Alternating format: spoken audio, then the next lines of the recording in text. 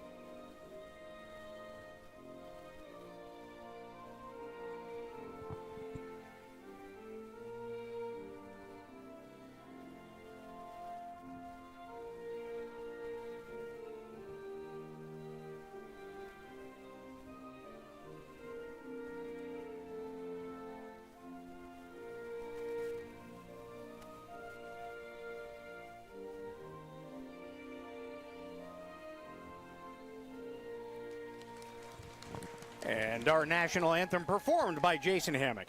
No, I'm just kidding. Good evening, everybody. That was your national anthem. In case you couldn't tell, Matt under the weather tonight, not here. So pack the Dramamine. I'm on the camera again. But I think Tuesday night, by the end of the night, you and I got into a really good rhythm with the scoreboard and the clock and everything. So I think tonight should go smoothly. It may be better. It may be. So the starting line is being introduced. Taylor McCone, Julia Howard, Alexis Krantz,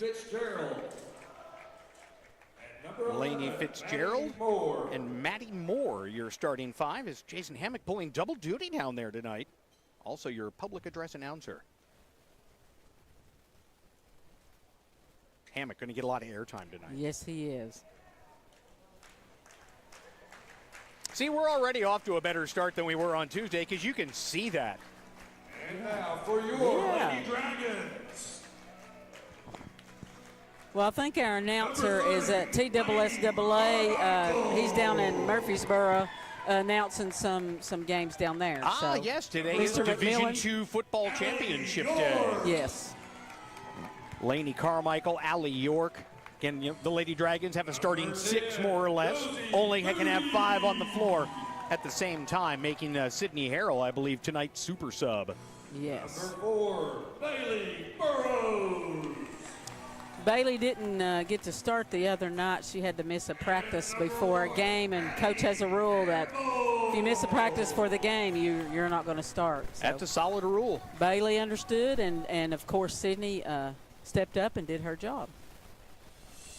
And it looks like they may have unlocked the doors to the balcony because somebody got let in that I didn't let in.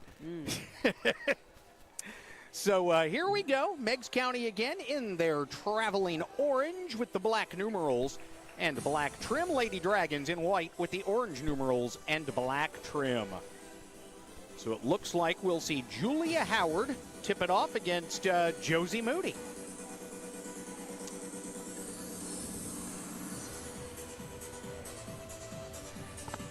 Meigs County comes in with a record of 2-1 on the season. Clinton a robust 6-0 to begin. And we are underway. Moody winning the tip. Addie Gamble with the basketball in her hand. She'll open up the offense for Clinton here. Allie York with it on the perimeter. Into the corner, stolen away. Nice play by McCone. McCone into the front court, knocked away from behind by Gamble, staying with the play. Meigs County able to recover and settle down a little bit. They hand it off to number 11, Maddie Moore. Working the ball around the perimeter here. You know, size-wise, it looks like it's a pretty even matchup right now across the board for the Lady Dragons. I think they were missing a player that normally starts, and I think she might be. They have 3 players listed as not playing tonight. Yeah, so they have some that's a starter, I think, that's out. So good Lady defense. Dragons, yeah, this is fantastic defense by Clinton. That's pretty much a straight-up man-to-man. Am I correct? Yes, it Yes. is. Playing man-to-man against this motion offense against that Meigs is running. A lot of movement, as you can see. A lot of movement. How often will we see any switches out of this?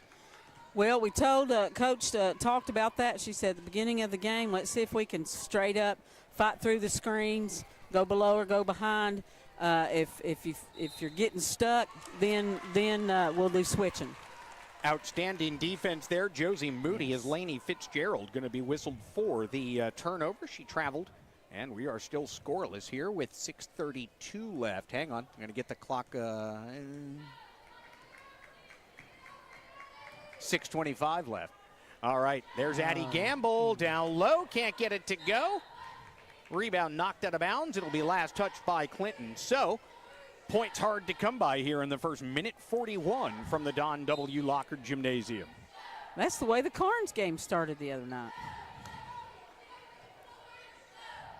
Lady Dragons finding a way to win on Tuesday.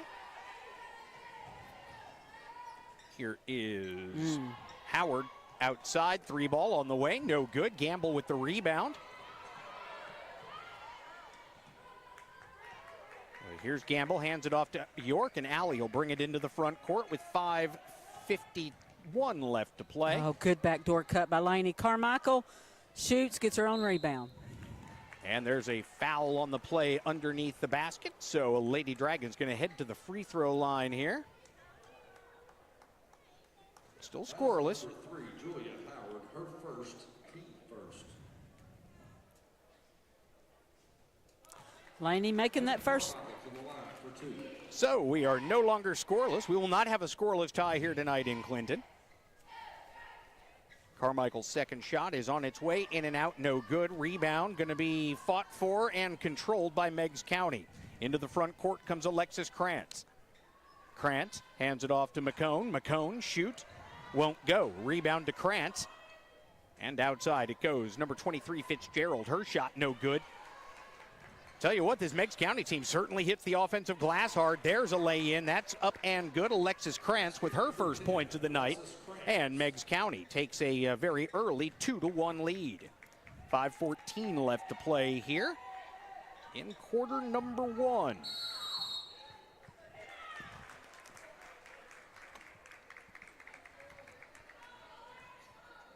Looks like we have turnover going back the other way. Oh. So 2-1 our score. McCone being pestered out there by Addie Gamble. Addie Gamble about got her a steal. Instead, it's a jump ball, which will go to Meigs County. And a player like Addie Gamble, when you use the term pest, it is with all the respect you can muster, because that's what she does. She pesters her opponents. Something tells me she's going to probably get somebody. She's going to lull somebody into a technical sometime this year, just because she's so aggressive on the defensive end. But right now it is Lainey Fitzgerald with the ball for Meigs County. Up top it goes for Moore. Moore back to Fitzgerald. In the paint for Howard. Howard fouled on the shot. She'll go to the line to shoot a pair. Looks like it'll be on Allie York. That is going to be on York. That is her first. Team's first. Again, new first foul shot, no good for Julia Howard. It remains 2-1.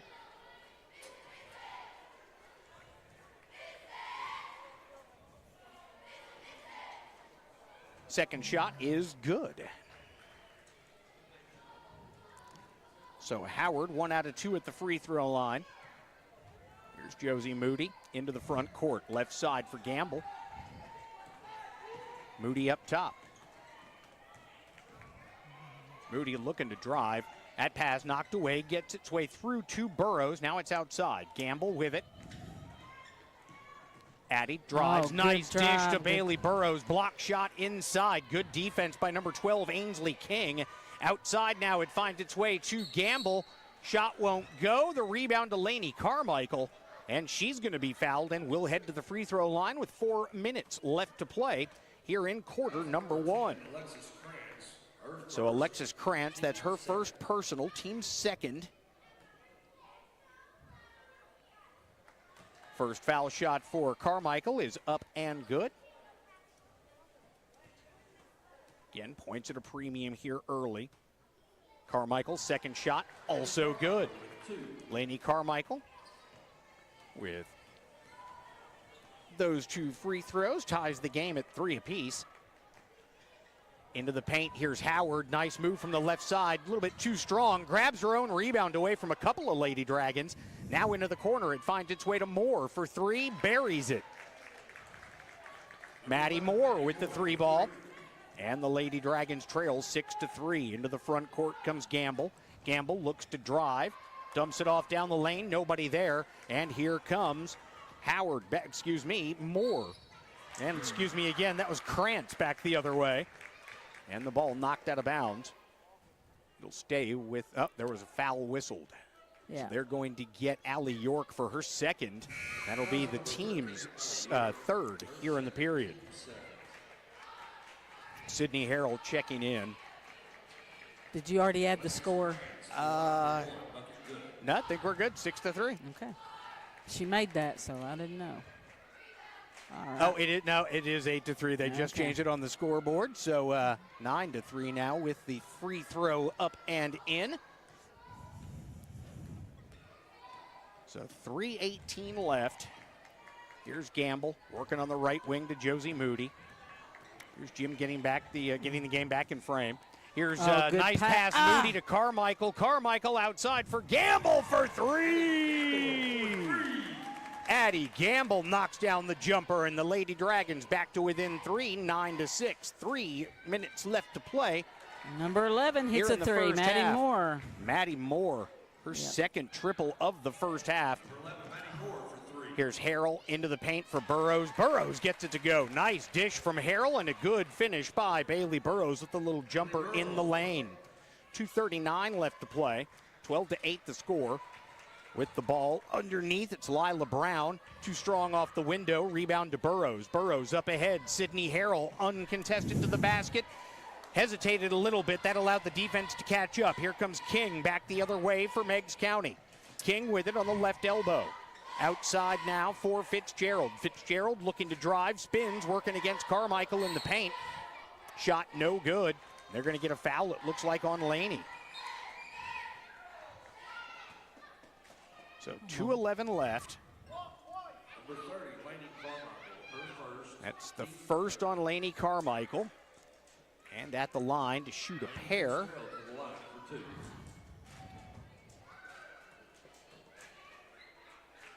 Laney Fitzgerald. You know, I've seen Clinton girls pass up 2 layups, 2 wide open shots that they should have taken. and did not take. A little bit too unselfish. Yes. First shot by Fitzgerald is up, and it is good. You know, it's one of the things as a coaching staff, we tell our offensive players, look to score first. Look to pass and look to drive second, to create offense, and look to pass third. Second shot for Fitzgerald is up, and it is good to make it 14-8. We've got 2:11 left to play.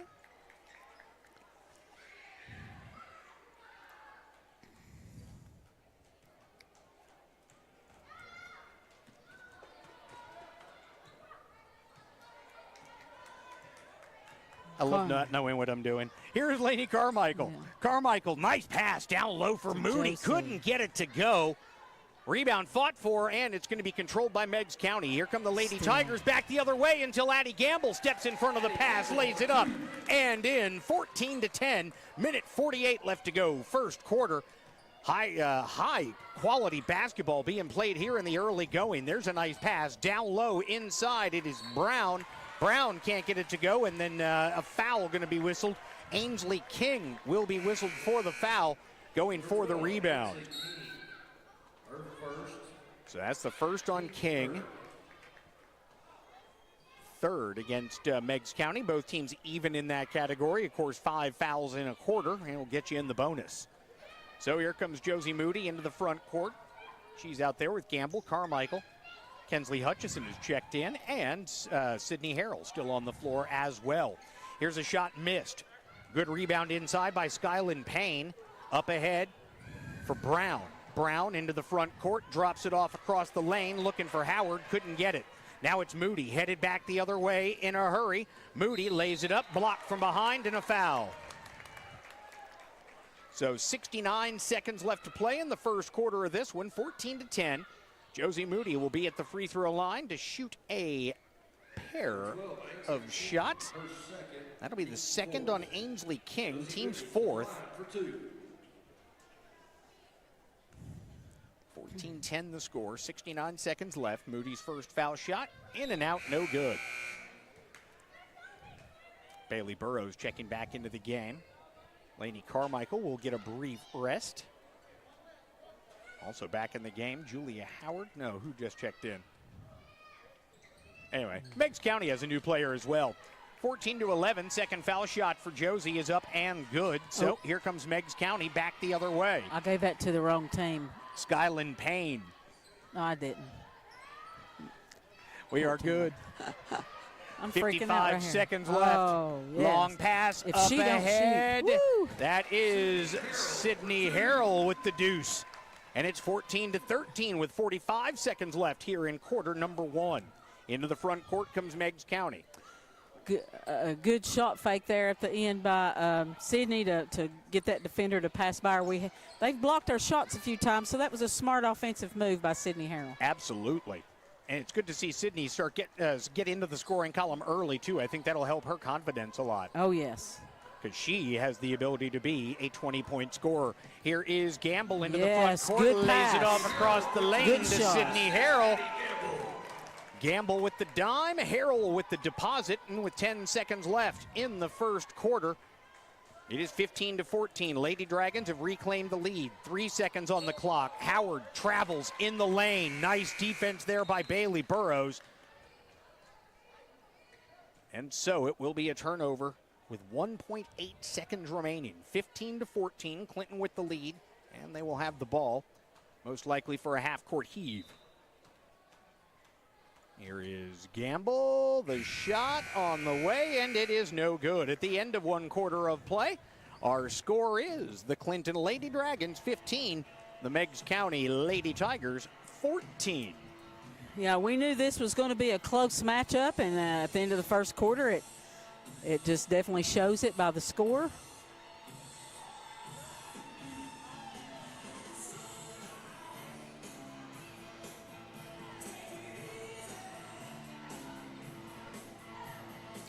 One thing I'll have to say, Jim, is, so far, last night Clinton's team, or Tuesday night Clinton's team struggled with some turnovers. So far we've minimized that. Coach talked about this team being long and tall, and they're going to have to fake up and go low, or because you're not going to be able to pass over their hands. without getting deflection. So looks like they've minimized that so far in the game. Now they just need to hit the glass a little bit harder, and they can maybe get a little separation here, as it is 15-14 as we get ready to start the second quarter. Lady Dragons have the lead here at home. Well, one thing I've noticed is I feel like our team might be a little bit faster than them. Yeah. And so if we start to utilize our speed, just like we did at the end of that quarter, and we'll get some breakaways. With that in mind, here's Jaylee Rod. She just checked into the game for the first time tonight. She inbounds it to Addie Gamble. Gamble into the front court. Here's Gamble with it up top for Burrows. Burrows, nice dump down for Carmichael. Good defensive play, though, by Howard. Got a hand on that and poked it away. Coming back the other way, here is Meigs County. Lainey Fitzgerald with it. I believe we have set a new record, by the way, for personal broadcasts with Laney's. Yes. It's the Laney show. There is Howard outside to Fitzgerald. There, Laney matched up against ours, fittingly. And now with number 11, it is Maddie Moore with it. Back to Fitzgerald, and still bothered out there by Carmichael. That seems to be good on good right there. Julia Howard with a hook shot inside, won't go, grabs her own rebound. Outside, 3 on the way from Krantz, it won't fall.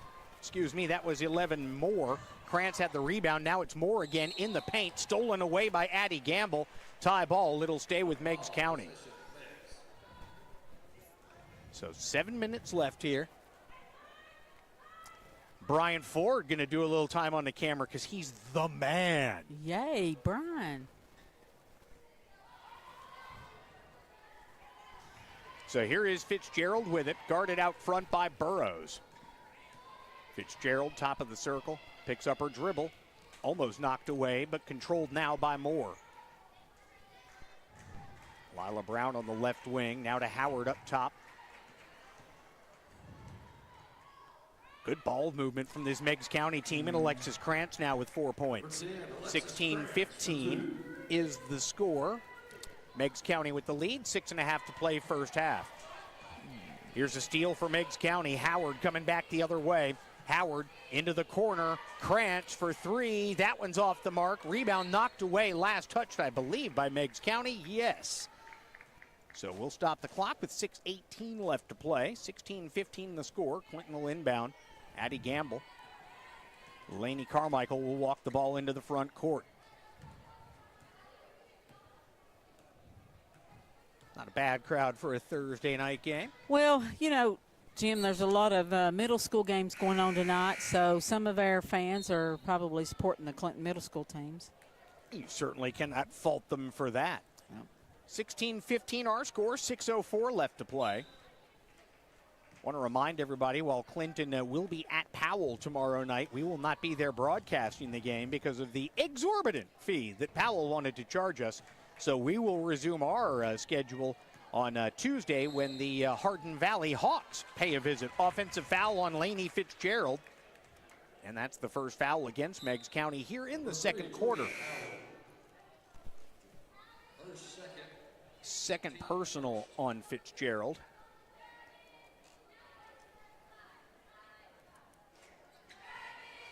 So the inbounds pass to Gamble. Gamble to Carmichael.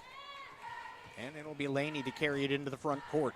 Here's Carmichael dumping it down low for Gamble. Ill-advised pass. A lot of traffic down underneath the basket, and the steal for Taylor McCone. Up ahead it comes to Krantz. Krantz for Fitzgerald. Fitzgerald up top.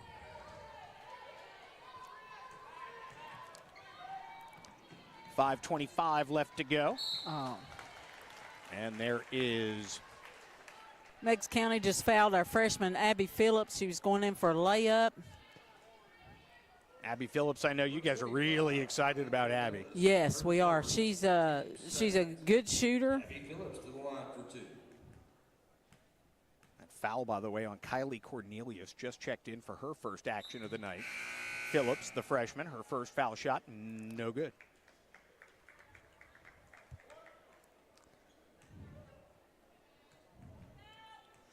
A lot of players seeing some action tonight. Coach said with us having to play back-to-back, she would be subbing more. Cornelius, 1 out of 2 from the stripe, and it's 16 apiece. 5:18 left to play. Into the front court.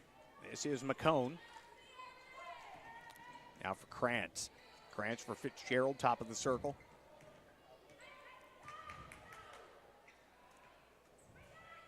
Taylor McCone with it up top. Here's McCone looking to drive. Woo! Carmichael may have gotten away with a foul right there, but whoever committed that foul did not. So that foul the basket will count.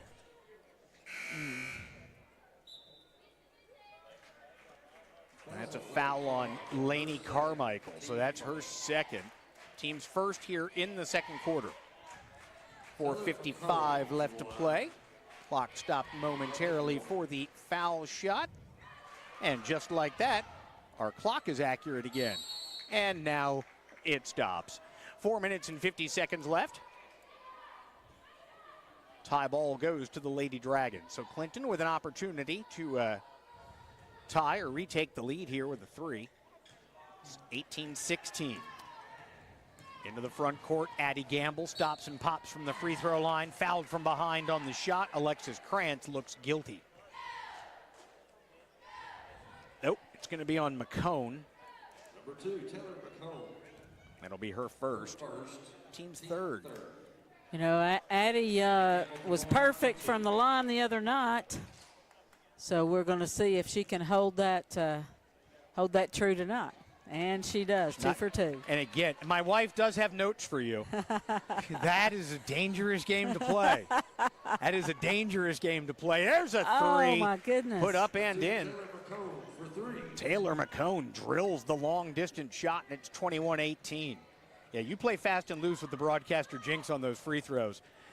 Here is Abby Phillips with a rebound underneath. Gets it outside for Carmichael. Left wing 3, no good. Rebound to Fitzgerald. Fitzgerald gives it off to Moore, and Moore will cross the timeline with 4:15 to play. 4:12 now. Here's Fitzgerald on the right elbow. Working against Burrows, goes up and under, gets it in. Lainey Fitzgerald, I said that was good on good, whoever she's playing, because she is a pretty good little post player there. 23-18, 5-point lead, largest of the night for Meigs County. Gamble lost the handle, but regathers near midcourt. Picked up at the top of the circle by Fitzgerald, and that pass thrown away. Had Phillips been maybe a foot to her right, that would have been all right. 3:40 left to go here.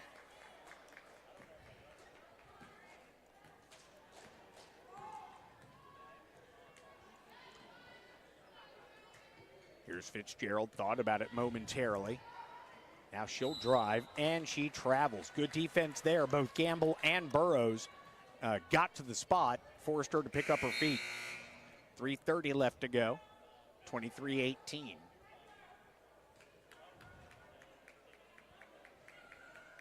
Want to thank Brian for stepping in.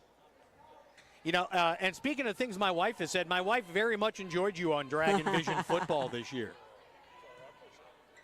So here's Josie Moody. Moody, that pass would have been complete had Bailey Burrows been 7 feet 5 inches tall. If she were Victor Wembanyama, she might have had a chance. 23-18, 3:19 left to play. Meigs County to inbound. Fitzgerald will take care of those chores. Gets it to McCone. So here's McCone to Fitzgerald trailing the play. Now back to Krantz. Krantz left side, drives down the lane. That shot blocked by Bailey Burrows, and she grabs the rebound. Out ahead, here is Lainey Carmichael. Carmichael waits for some help.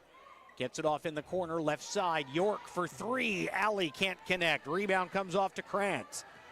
2:54 left to play, first half. 5-point lead for Meigs County, looking to extend it. Right now it's Maddie Moore with the ball, hands it off to Fitzgerald. Now back to Moore up top. She'll recycle the offense with 2:40 to play here in the opening half. Clinton led after 1 by 1. But have been outscored 7-3 here in the second quarter. Well, turnovers making their presence known again tonight for Clinton. There's a foul underneath. I think this will be on, I think it's Burrows. It is. And it's going to be Number 4, Bailey Burrows. number 12, King, at the free throw line. So Ainsley King at the line looking for her first points of the night. First one, no good. Neither one of these teams have been what you would call rock solid from the free throw line tonight. No. Second one on the way, and it is good. So King, with her first point of the evening, makes it 24-18, extending the largest lead of the night so far for Meigs County. Lady Dragons looking to answer on the offensive end. Yeah, Meigs County is capitalizing off of some of our turnovers, either by creating and drawing a foul or scoring points off of it. York gets the ball back at the top of the key, able to save it from going out of bounds, almost throws it away. Thought Hutchison was going to be higher out there, but Carmichael able to track it down opposite side of the floor. She gets it back to Allie. Here's York for three, buries it. Minute 45 left to play, and it's a three-point game, 24-21. And it looks like we've got, I don't think that they checked the ball with the official. Oh, threw it into themselves. Yes, that is highly illegal. In the basketball world, that is a bit of a felony. You can't do that. That's a turnover. Allie York into Josie Moody. Moody through contact, can't get it to go. No foul called, and now it's Fitzgerald with the ball on that left side. Up ahead to McCone. McCone for Payne, now down low. Brown to McCone from the right wing. Her three no good. Rebound grabbed inside by number 10, Krantz. Krantz can't get it to go. Allie York up ahead. Laney Carmichael left side. Kicks it out for Josie Moody. Moody into the paint. Through contact again. This time does draw the foul with 1:09 left to play. 24-21. Josie Moody will be at the free throw line.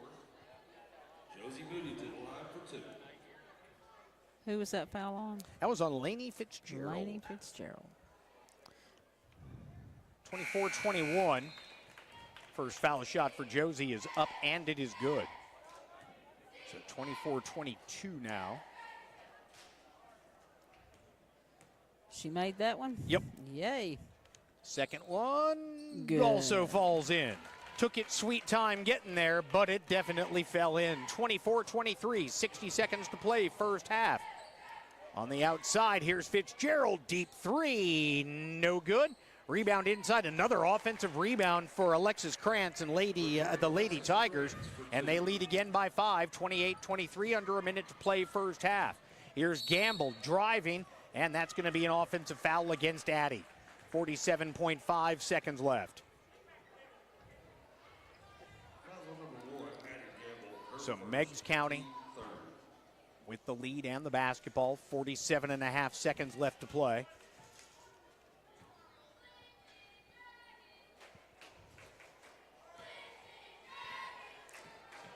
So here come the Lady Tigers.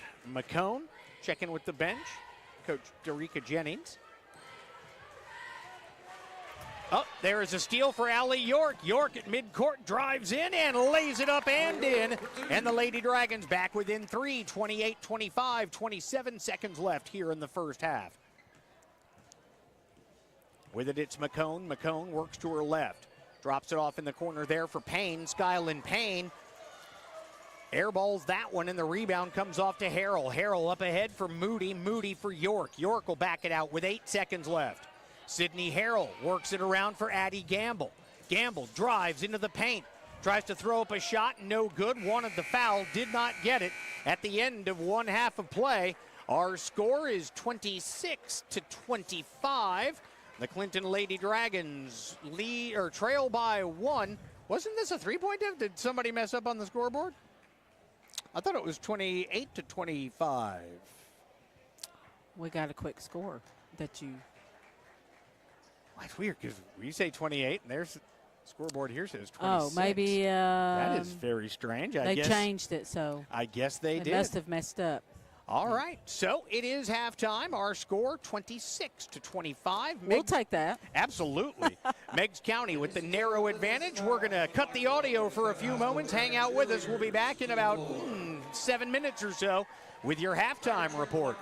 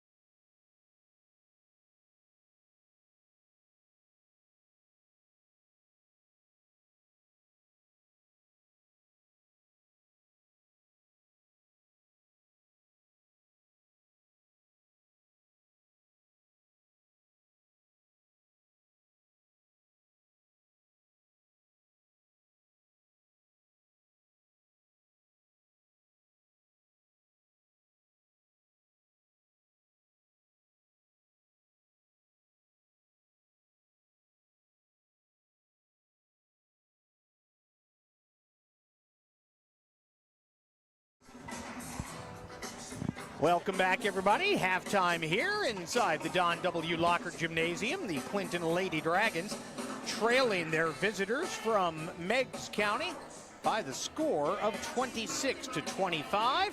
Taking a look at the scoring leaders tonight for the 2-1 Lady Tigers. They are being led by Maddie Moore and Alexis Krantz, each of them with 6 points apiece. Also with 5 points, Lainey Fitzgerald. Julia Howard has 4 points, Taylor McCone with 3, Kylie Cornelius and Ainsley King, rounding out the scoring with 1 point apiece from the charity stripe. Let's get a look at the Lady Dragons with Lecia Watson. Well, leading scorer tonight in tonight's matchup so far is Addie Gamble with 7. Bailey Burrows has put in 2. Josie Moody's had 3 points from the free throw line. Allie York has got 5 points, one from No Man's Land. Lainey Carmichael with 3 so far from the charity stripe.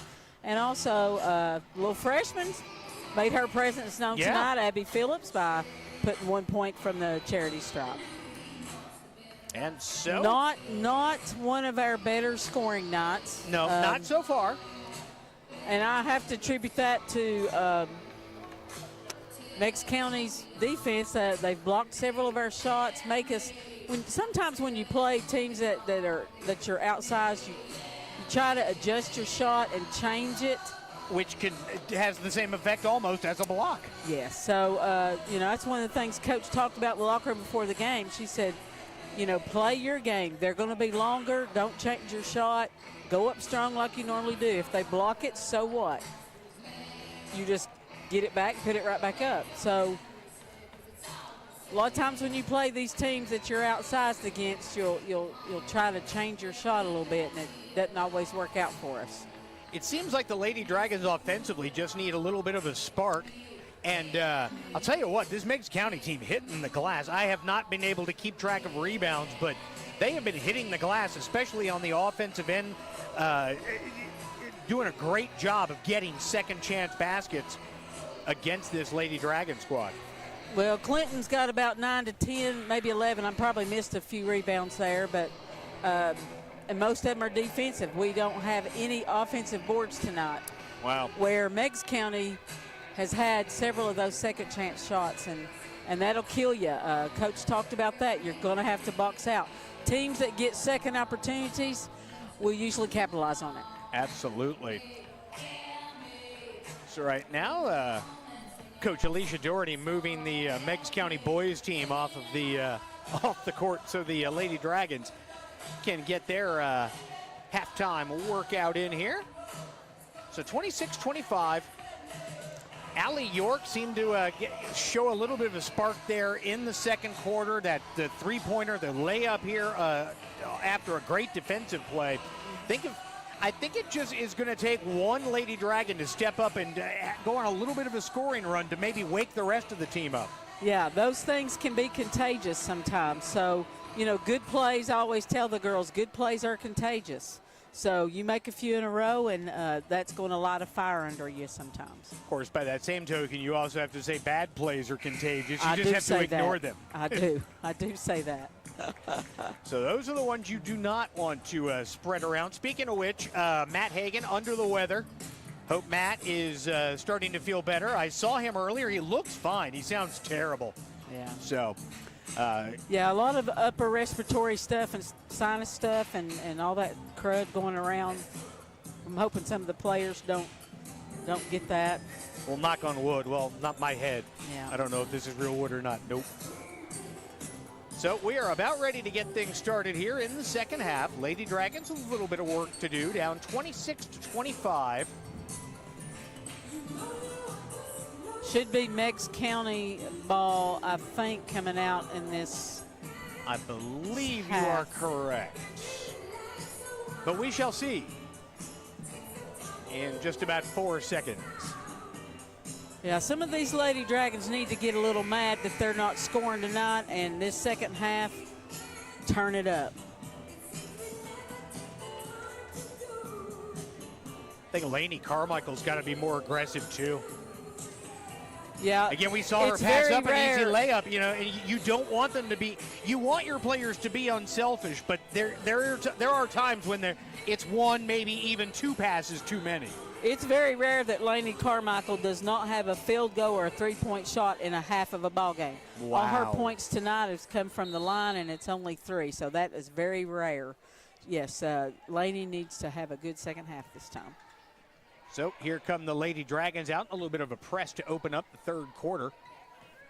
Brian has joined us on the camera because, there's not enough Dramamine in Clinton for my camera skills. Here is a missed shot for McCone and a rebound by Allie York.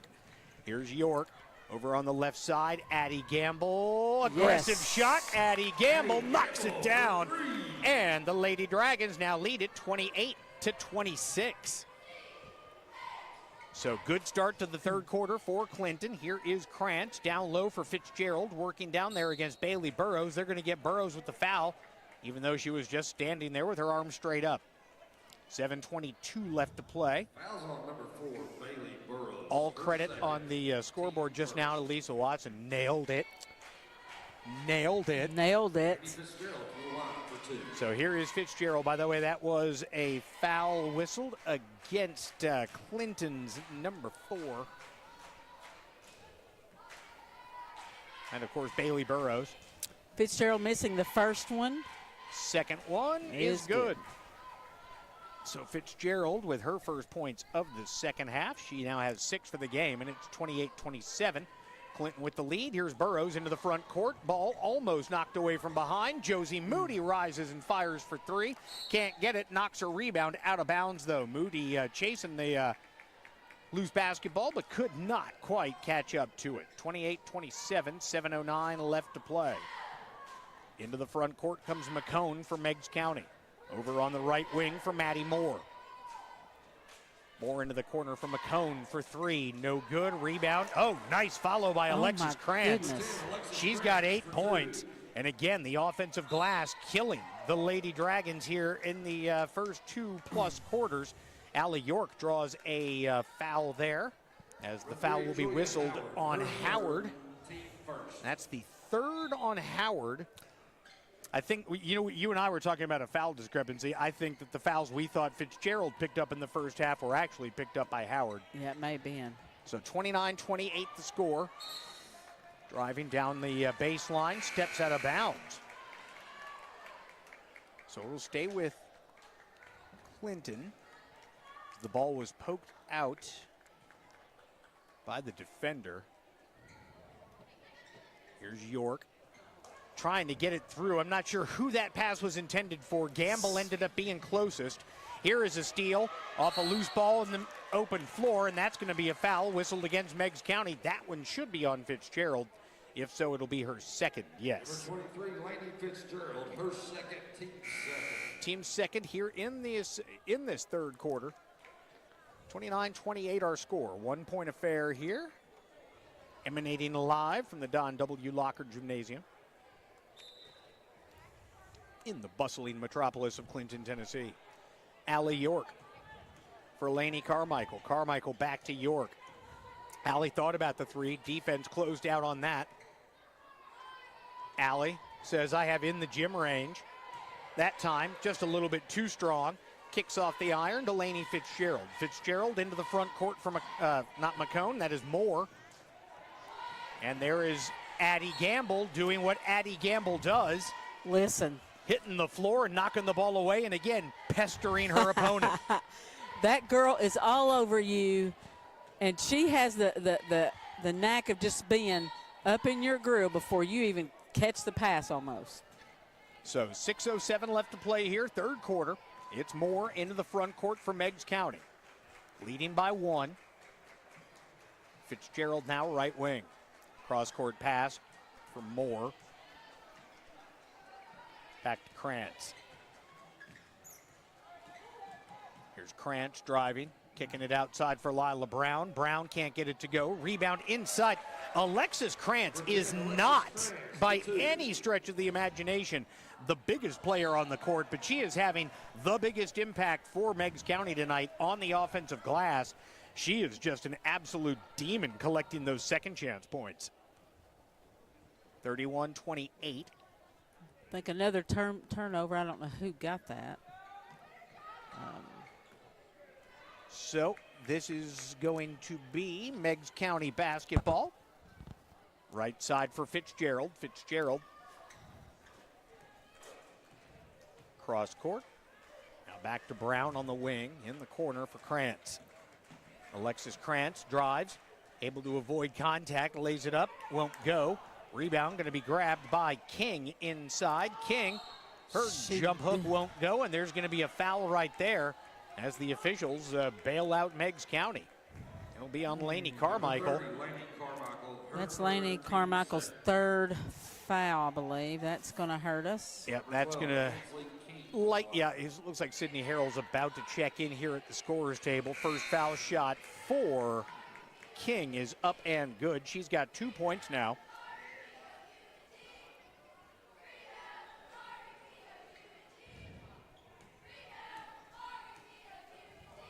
Second shot for King, no good. Rebound, grabbed by Bailey Burrows. Does a nice job to out-duel Brown for it. Up ahead, here's Sydney Harrell. Harrell back to Burrows. Burrows driving left side of the lane. On the floor, there is a foul before the shot. So with 4:58 left to play. Number 31, Leila Brown. Her first, team third.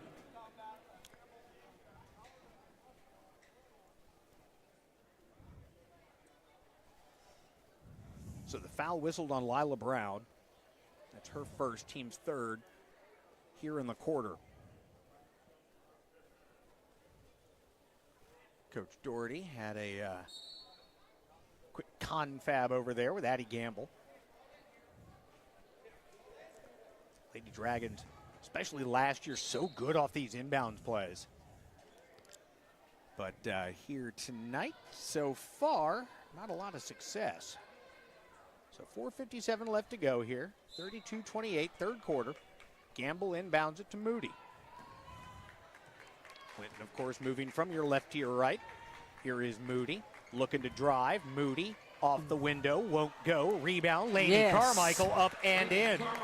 Lady Dragons hit the boards and get on the board once again. 32-30, it's a 2-point game. Here's Brown looking to drive baseline. Steps out of bounds. Good defense there by Lainey Carmichael, using the baseline as a sixth defender. 4:36 left to play here in quarter number 3. Carmichael for Gamble. Gamble, double team comes in the backcourt. Nice job dribbling out of that. Addie Gamble, if nothing else, does not lack for confidence. Listen, that girl, she is so strong. Addie for three, can't get it to go. Rebound, grabbed, stolen away by Bailey Burrows. Nice job by Burrows. Gets it over to Moody. Moody to Burrows, and Bailey's going to go to the free throw line to shoot a pair. Number 23, Lainey Fitzgerald. So that's the third on Fitzgerald, and this time we mean it. 32-30. Yeah. Trying to tie the game. Here's Bailey Burrows. Burrows' first shot is on its way, and it is good. McCone will check in. Fitzgerald will take a seat for Meigs County, as both of the Laneys have 3 fouls. It's a Laney foul night.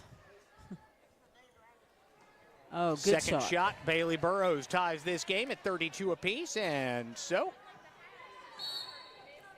32-32. We have a timeout taken by Meigs County. So the Lady Tigers going to talk things over. This is of the 30-second variety.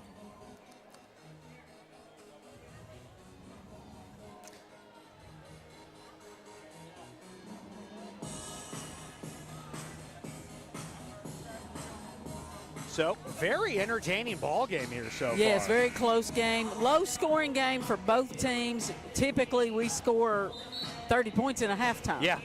So, you know, got an off night for a few players. And both teams, and I think both teams defensively have done a really good job limiting fast break opportunities too. Yes. The press hadn't been effective tonight for either team. Neither team's really pressed. Coach changed her defense here to a 1-3-1 zone, which gives you opportunities to trap out of that. And hopefully there's a tip ball. get a Sydney deflection Harrell and a steal. deflected it. Addie Gamble almost came up with it. So it's Gamble, Moody, Carmichael back on the floor, Burrows and Gamble. 4:04 left to go. Josie Moody tracks down a loose basketball at midcourt, lays it up, won't go. Rebound inside, going to be controlled by McCone. McCone gives it up for King. King into the front court. Now for Moore. Maddie Moore able to settle the ball down. She hands it off up top for McCone. McCone over here on the left wing for Brown. Brown back up top for Moore. Moore hounded again by Gamble. Back over to McCone. Continuing to work the ball around the perimeter, trying to find a chink in the armor, and they cannot do it there. Good defense, forces a bad shot. Lainey Carmichael. Good pass. That's a terrific pass. Harrell with the dime, Moody with the deposit, and the Lady Dragons reclaim the lead, 34-32. You know, Josie's getting some good looks in the paint. Here's a three, no good. Rebound grabbed by, you guessed it, Krantz. Nope, excuse me, that was Brown. Then she throws it away underneath the basket to Lainey Carmichael. Carmichael for Moody. Moody drops it off for Bailey Burrows. Burrows on that right side. Back up top for Sydney Harrell. Back to Burrows now. Bailey, nice find, down low. Moody underneath, can't get it to go. But the rebound right there, Lainey Carmichael puts it back up and in. All right, now we're getting some scoring opportunities off of some offensive boards. Lady Dragons have done a demonstrably better job here in the second half, hitting the glass. Here is King, guarded by Burrows, picks up her dribble, drops it off for Brown, and it's layup. So Leela Brown gets it in, and it's 36-34 with 2:21 left to play here in quarter numero tres. We're not doing too good on the clock tonight. You know, we're in the ballpark. We are in the game. Luckily, with my radio background, I am used to, when in doubt, read the scoreboard. Right. But we're getting there. Brian has made things so much easier.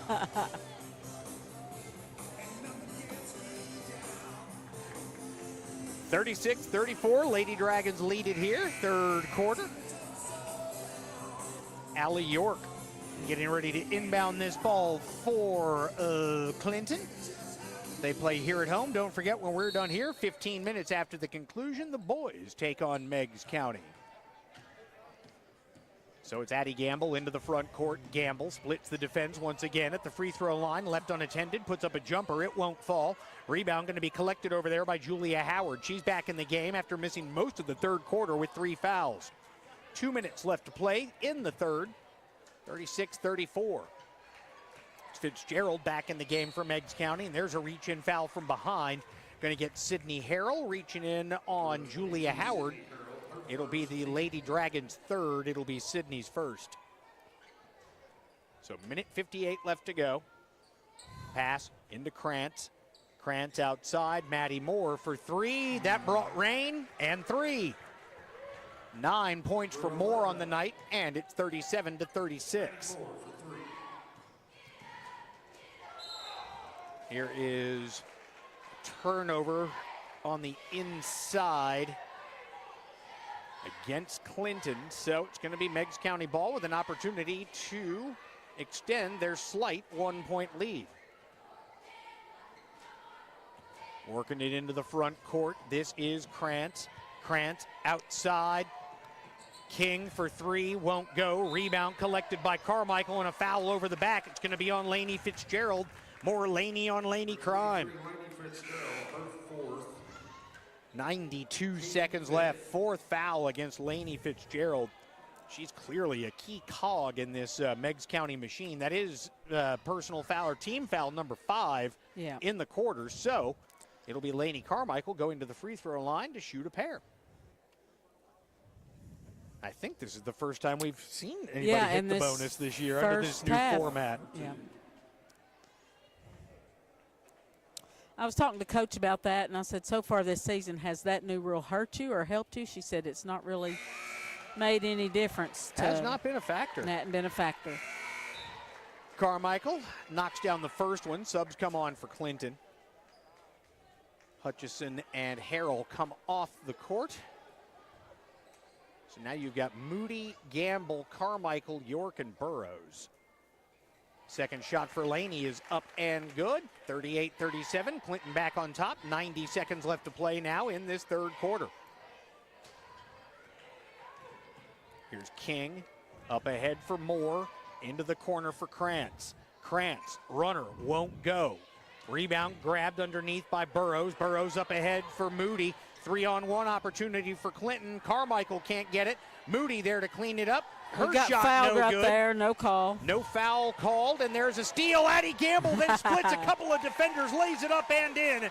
With 60 seconds to play in the third quarter, Clinton leads it 40-37.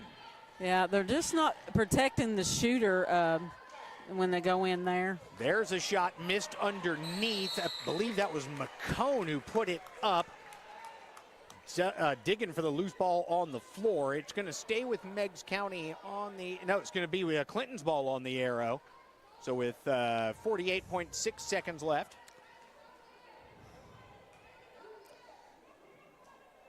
It'll be Bailey Burrows to key the play in.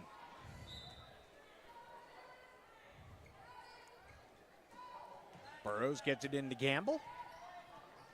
Gamble to Moody. She crosses the midcourt stripe. Here's Moody driving down the lane. Why are they not giving her any fouls? Yeah, she is getting hacked on the wrist every time she goes up, but apparently the referees do not see it. Here is Krantz in the lane. She puts it up and in. She's got a game-high 12. 40-39. Clinton with the lead, 20 seconds left.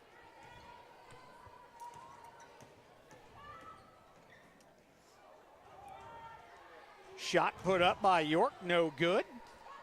That was shot by Bailey. Excuse me, Burrows. I was picking up a pencil off the floor there. 40-39. Here is Krantz driving, blocked by Addie Gamble, and blocked by Josie Moody on the outside. But to beat the buzzer, Krantz comes up with another offensive rebound off the block by Moody, puts it up and in at the buzzer, and it's 41-40. I'm telling you. Heading to the fourth quarter. Oh, me, oh, my. Yeah. Well, they're going to have to stop Krantz from those second chance shots. Absolutely. She's the one player on Meg's team that we talked about pregame that will take it to the hoop, that she'll drive.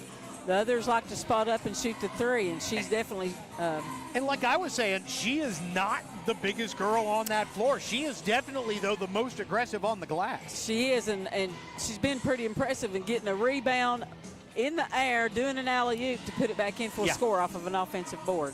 We are definitely going to have to box her out. Certainly going to be a priority, you would think, here in this final quarter. Clinton girls coming back, though, with a little bit more pep, some more offensive boards. So coaches' talk at halftime is definitely showing up in their play in this second half. So Derica Jenkins is their coach. Alicia Doherty is our coach. Put 8 minutes on the clock, and we've got the fourth quarter just ahead. So it'll be Meigs County basketball to get things started here. Inbounds pass to Taylor McCone, and McCone will bring it into the front court. Julia Howard, and there's a foul underneath, going to go the other way. That one's going to be whistled on Maddie Moore. So Moore's first. Maddie Moore with an offensive foul. So here's Gamble. Gamble spins out of the defender's grasp, then over to Bailey Burrows. Burrows gets it to fall. 42-41. Lady Dragons reclaim the lead. Back and forth we go here in Clinton. 7:39 left to go. Pay no attention to the clock on your screen. Here's a near steal by Moody. Outside, three ball on the way. That is no good from King. Rebound grabbed by Laney Carmichael. Clinton much better on the boards here in the second half like we were talking about. Here's Burrows. Burrows good dig, for good Moody. dig, Moody yes. waited for the defender to go by, puts it up and in, and it's 44-41. Lady Dragons lead by 3. 7:13 left to play here in the fourth quarter. Driving down low, it's Julia Howard. Howard can't get it to go. Rebound to Burrows. Burrows to Moody. Up ahead, long pass. Carmichael to the unguarded Allie York. York can't finish the layup. But there's Lainey Carmichael for the rebound and the follow. It would not fall. Looks like Josie Moody may have a cut on her hand. Number 11, Maddie Moore, her second, team second. Not sure. To the line for two. Does not appear to be a structural issue, but it looked like she was having a little discomfort there. First foul shot from Lainey Carmichael is no good. So it remains 44-41 with 6:56 left to play.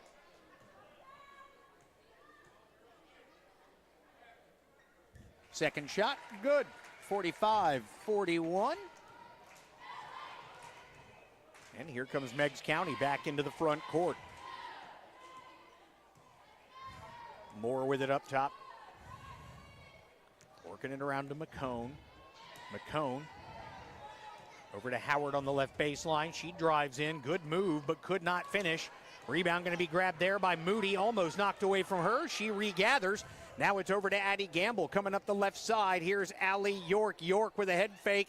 Steps inside the arc. Her two won't go. Burrows outduels the defender for the rebound and dishes it off to Lainey Carmichael for the deuce.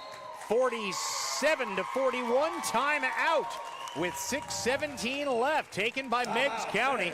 Lady Dragons on a little bit of a mini run right here. And that mini run has been from offensive boards. Yep. Offensive boards. And they're doing a much better job on the defensive glass, keeping Meigs County off there as well. So right now, I think we can guess what the theme at halftime was, and it was rebounding, because that has made a huge difference here in the second half. It looks like we may have swapped spots. Meigs County dominated offensively and had second chance shots first half, and second half Clinton's taken over on that. Well, I'm glad it worked out in that order. Yes. Lady Dragons lead it 47-41. They look to improve to 7-0 on the season. You know, one of the things Coach is telling these girls is keep shooting. Those shots are going to fall. She's real big, and the coaching staff at Clinton is real big on, you know, shoot to your own. Yeah. Because you're going to be off, but you sure can't score unless you shoot. And honestly, if there's anybody you want to listen to when it talks about shooting, it's Coach Alicia. You guys remember her as downtown Alicia Brown. That's right. Coach Doherty was a dynamite shooter. So there is the inbounds pass, and Taylor McCone will bring it into the front court. 6:13 left to play here, fourth quarter. With the ball, it's Howard on the right wing, driving.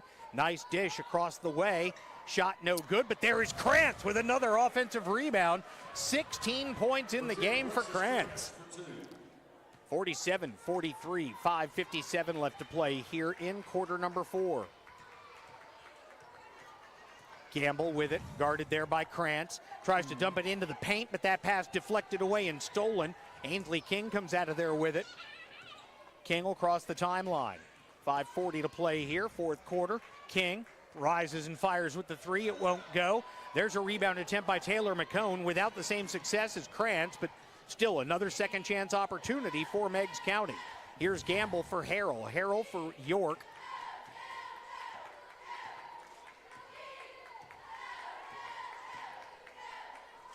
Lady Dragons continue to work the ball around the perimeter. Here's Moody. Josie thought about the cutting Addie Gamble, but gives it over instead to Harrell. Now it's Allie York for three. That one's off the mark. Rebound, Moody. Moody can't get it to go, and the rebound comes off to number 12, Ainsley King. Here's King into the front court as we tick under 5 minutes to play in the fourth quarter. Taylor McCone for Krantz. Krantz turns the corner, drives down the lane, high off the window. Alexis Krantz now with 18 points in the game, 47-45. Here's Moody looking to answer. Does. Great shot there by Moody, very aggressive, looking for the basket. She gets gives her team a 4-point cushion. I love seeing Josie take it to the hoop because she's got jumping ability. She's got that sweet little jump shot. She's one of those players that can shoot inside and out. Here is a three from Maddie Moore, well off the mark. Rebound on the ground. It's going to be controlled by Clinton. And they're going to get Moody for a travel. Bad call. That's a terrible call. Bad call right there. Yeah, I hate to say that about referees, but she didn't move her feet. She was sitting on her bottom, and she just passed it out. I think what they said was that when she rolled off the top of the defender, that constituted a travel. I still think it's a terrible call. 4:13 left to play. Here in the fourth quarter, Allie York almost comes out of there with the steal, and now the Lady Dragons do come out of there with the loose basketball. Harold to York. Here's Carmichael with the spin move. Goes up with the left hand. It won't fall. Rebound comes off to King.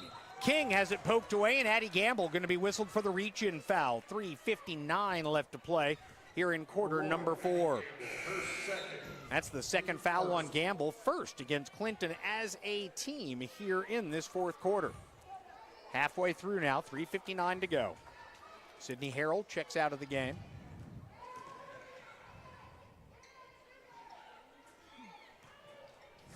Here's Lainey Fitzgerald playing in this fourth quarter with 3 minutes and 4 fouls on her, so good steal and deflection. Here's Burrows with a steal up ahead to Allie York. Allie lays it up with the right hand, and with 3:40 left to play, Lady Dragons extend their lead to 51-45.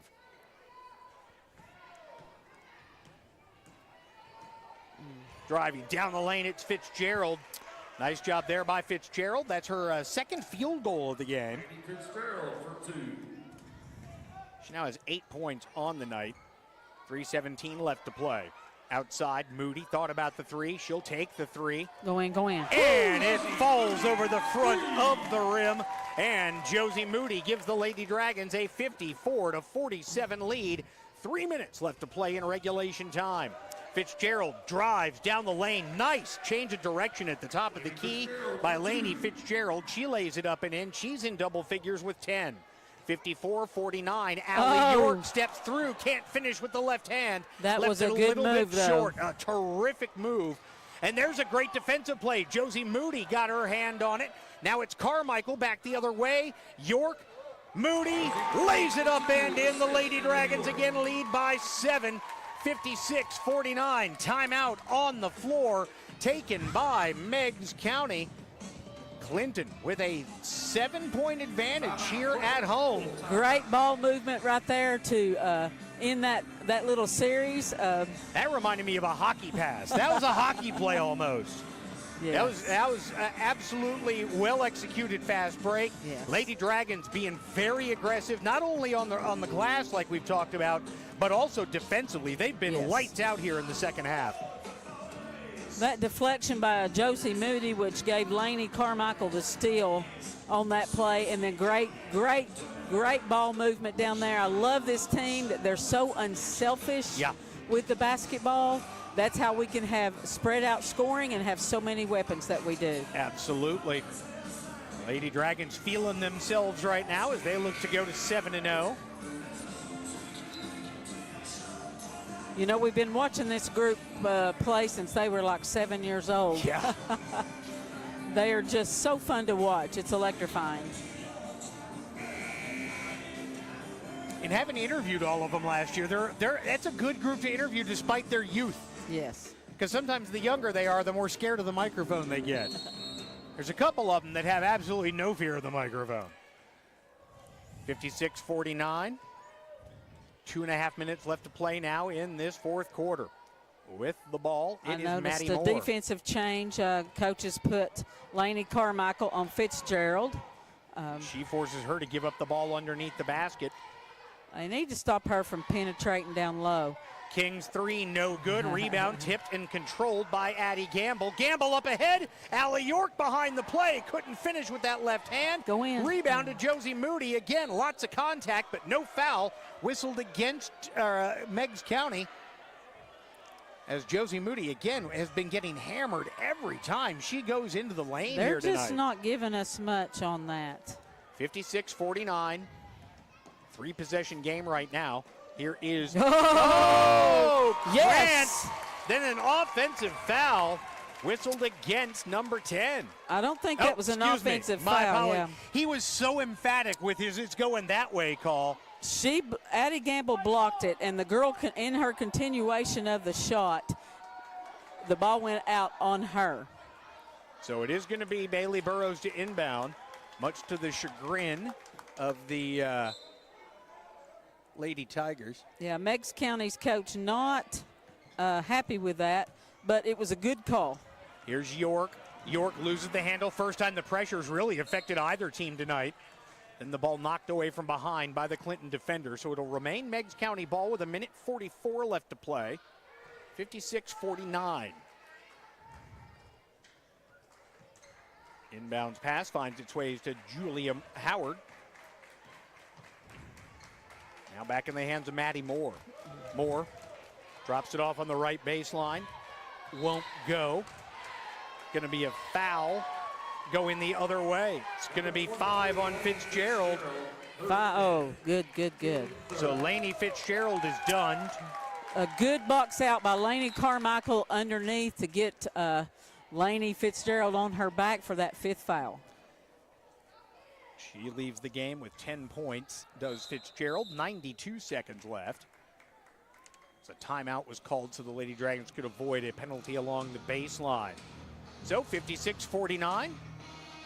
All right, Coach, what are you telling your team in the huddle right now as they get ready to try and close this one out against a quality team? Well, quality team here. It's very imperative. Every possession counts. You have got to protect the basketball. You've got to meet every pass. Coach may be going into her stall game with 1:32. With that being said, that's why it's so important to meet every pass, protect the ball. Crisp passes. We don't want those lazy passes like we were talking about the other night, where it takes a while to get there. This Meigs County team is strong defensively, so they're going to have to take care of the basketball. 1:32 left as Bailey Burrows will inbound the ball. Gets it to Carmichael, now over to Bailey. Burrows spins, picks up her dribble in the backcourt. Now it's to Addie Gamble. Gamble guarded out there by Alexis Krantz. Talk about two feisty competitors, man. Krantz and Gamble has been a fun battle to watch all night long. And I think we've got a foul on Krantz. Yes, it is going to be on Krantz. Despite her aggressive play, just her 2nd foul of the night. Yeah, that's what they're looking for right here. Coaches went into her stall game, which is nothing but a layup. Number 10 going to Krantz going against Gamble, both of them. Number 10, Alexis Krantz, her 3rd. Wow. Very, very quick players, very quick. Very quick reach-in foul right there. Had to foul to get us on the line. That is the 5th foul against them as a team here in the in the 4th quarter, rather. First foul shot from Gamble, no good. First one she's missed in 2 games. And that time you didn't say anything. Maybe the broadcaster jinx works in reverse with you. Maybe. She missed both of them. Second one, no good. So Gamble, you know, everybody misses every now and again. Every now and again. Here is They're Brown. going to have to go for some threes or he blocked shot by Carmichael, but they're going to say a foul on the play. Yeah. Dragon fans not too pleased with that one. Yeah, that one was. It'll send Alexis Krantz to the line looking for her 19th and 20th points of the evening. 56-49. First one is up and good for Krantz. She has 19, and it's 56-50 with 60 seconds left. Second one, also good. So Krantz with 20. Lainey Carmichael inbounds the ball, and it's stolen by Krantz. Krantz driving down the lane, puts up the shot, it won't go. Carmichael there for the rebound, trying to tie the ball up. It is tied up, and the arrow going to give it to Clinton. Thank goodness. We had the arrow in our favor. 51.7 seconds left. They're going to have to get open here. Yeah, Lady Dragons definitely, like you were talking about, more aggressive coming to meet that pass. Yes. You got to think you'd like to see some like in a football game, the crossing routes, just to kind of maybe screen them off. And sometimes players get in their mind that when the ones that are throwing it in of who they want to get the ball to, and that they miss those open, close opportunities, and they just focus on that one girl. We've got to get better at letting that girl throwing it in know when you're open by clapping, call her name, do something. And once you get that ball in, they're going to foul you quickly. They're going to foul quickly. Yep. Luckily, though, got a team full of shooters. Yes. 56-51. So it'll be Burrows to inbound once again. Be smart right here. Boom. Give it to There's her. Allie York. York Yep. will get bumped immediately. And that'll be a foul whistled against 11, Maddie Moore. Her second, team sixth. Again, 2 shots coming up now for the Lady Dragons of Clinton. Allie York stepping to the free throw line. It's actually Maddie's third foul. Yes, it is. Yes. Allie York to the line. Foul shot number 1, no good. Okay, we got to hit these now. 50.2 seconds on the game clock. Yes. Second shot is up, and it is good. So with 49 seconds left, here is Moore. Moore for Krantz. Krantz, left side. Gives it up for Howard. Howard spins in the lane. That's a travel. Good defense by Clinton. Yes. Great defensive play to cut off that baseline and draw that charge. So here is Moody. Moody into the front court. She's able to weave through a couple of defenders. Passes the ball off to York, and it goes out of bounds, last touched by Meigs County. So Leela Brown falls on it, out of bounds, with 32.7 seconds left to play. 57-51, Clinton ball, out of bounds. Allie York to inbound. Gets it into Gamble. Gamble up top, now 30 seconds left. Gamble about to be fouled, maybe by Krantz. Krantz with her fourth. Number 10, Alexis Krantz, her 4th. And she got bumped in the nose on that play. She was going for the ball. so here comes Clinton's trainer to help out. No shot. First foul shot is up and good for Addie Gamble. Well, he's the one who administered the ball, and then he waved it off because he hadn't motioned the sub to come on for the number 10. Okay. Second one is good. So now it is 58-51. 24 seconds left. Here's a steal, Allie York. Oh, big she'll lay it up play. and she'll lay it in. Allie York makes it 60-51 with 10 seconds left to play. That's the Lady Dragon basketball we know and love right there. McCone for Moore. Moore from the corner. It's no good. Long rebound tracked down by Ainsley King. And that is going to do it for our first game here tonight. The Clinton Lady Dragons defeat the Meigs County Lady Tigers by the final score of 60-51. We're going to cut the mics for a little bit, do some math, and get right back to you with some post-game statistics. The Clinton Dragons win it 60-51. Back in moments on DragonVision.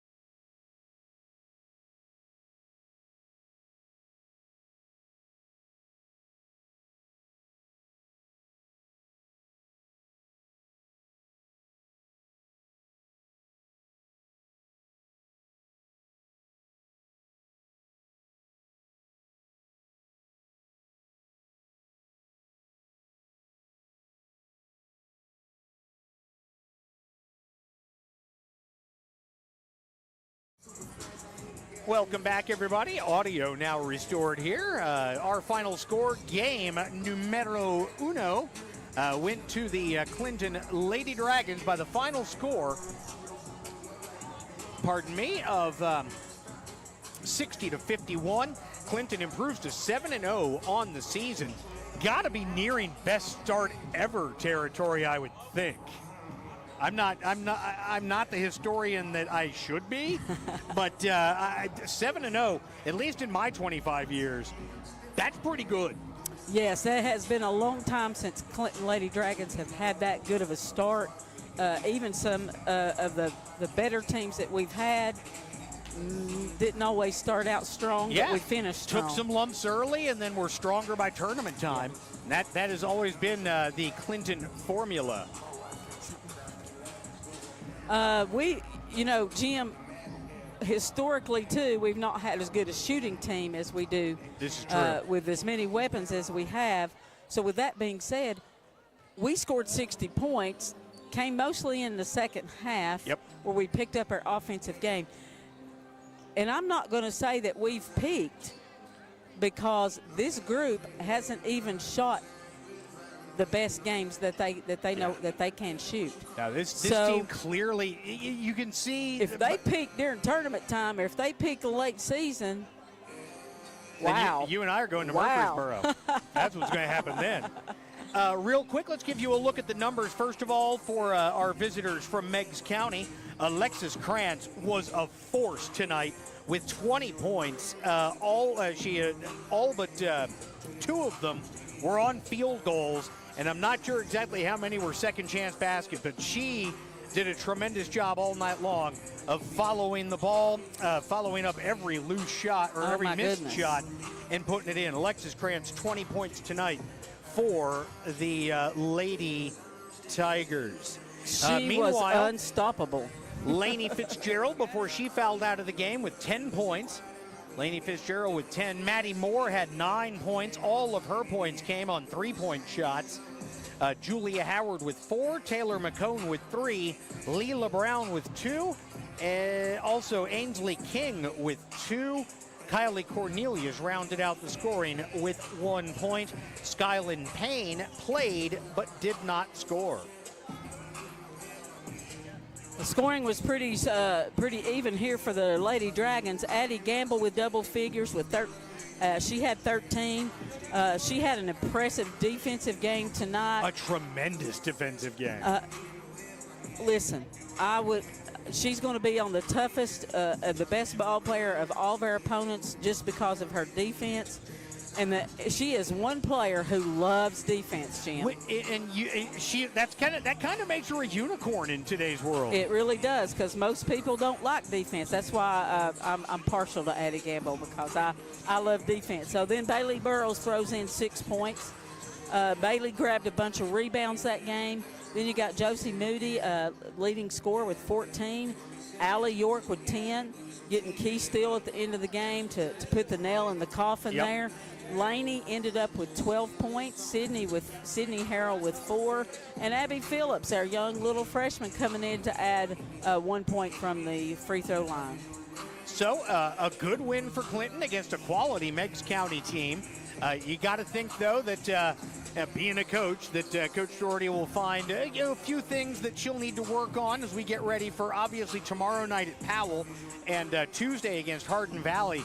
But what do you think the message is going to be? And especially, like you were saying, with a back-to-back, you can't work on it a whole lot, I would assume, physically, but you can certainly prepare them mentally. What do you think will be some of the teaching points that Coach Doherty will be able to hone in on from tonight? Well, what she'll do is she'll let them know that they're going to have to put 4 whole quarters together, not wait to the second half to decide to get some offensive boards. When you don't have any offensive boards the first half, then if you did that, if you repeated that in the second half, you would not have won that game. Yep.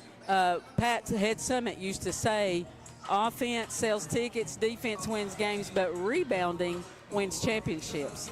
That was one of her famous sayings, and it is so true, even at the high school level. So coaches letting them know, against Powell tomorrow night, we can't take them lightly, even though we've already beat them once. Powell's not the Powell team of Powell's past. they've got some good groups coming up from the middle school, but we cannot take them lightly. Which makes it even more absurd that they wanted to charge us $500 to do the game. So I'm again, not over that. We won't be there tomorrow night, but again, make the trip. The Orange and Black certainly could use your support. Dragon Nation always travels very well. Our next broadcast, though, will be here Tuesday night when the Lady Dragons and the Dragons host Hardin Valley. And that's always a battle between those two teams. That's a pretty good rivalry. Used to be a district rivalry. Got Hardin Valley coming in. Obviously, Powell, a former district foe as well. So some big rivalry matchups here in the early portion of the season. Yeah, Jim, I want to give a quick shout out. I know they announced it earlier to our dance team who's going to be traveling to Gatlinburg. They'll leave tomorrow to be in a regional competition. I have to give kudos to our dance coaches and our cheer coaches. That's one of the things that one of their goals was to make Clinton Cheer Squad and Clinton Dance Squad competitive squads. Yeah. And so they are getting to experience that and go to the regionals tomorrow. Our cheer squad has already been to some, and so they've already been to one competition and planning on going to another. So kudos to Tessa Holbrook and to Miss Ellis, Kelsey Ellis, and my daughter-in-law, Emily Watson. She helps coach the dance team. So I want to wish those girls good luck for tomorrow. Absolutely. That would be absolutely awesome. Of course, we'll let you guys know how all that goes. Again, we're about 6 minutes or so away from the introduction to starting lineups here tonight as Clinton gets ready to tangle with Meigs County. And tell you what we'll do. We'll be right back and cut the audio away just for a few moments. We will be right back, though, with more Clinton High School basketball on DragonVision.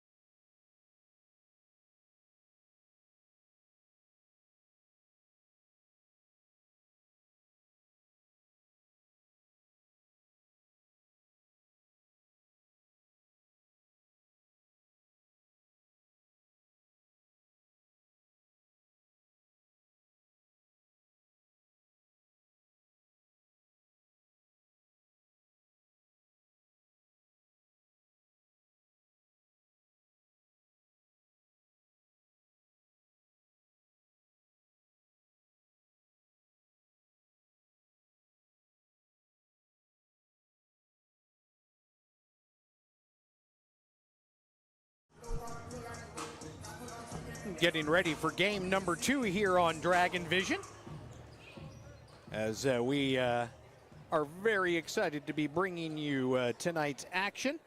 The Clinton Dragons, the Meigs County Tigers, just a few minutes away from the introduction of the starting lineups and all that other good stuff. Again, reminding you, no broadcast tomorrow night. Dragons, Lady Dragons on the road at Powell. Powell thinks awfully highly of themselves. We will be back on the air for you on Tuesday night when Clinton will host the Hardin Valley Hawks.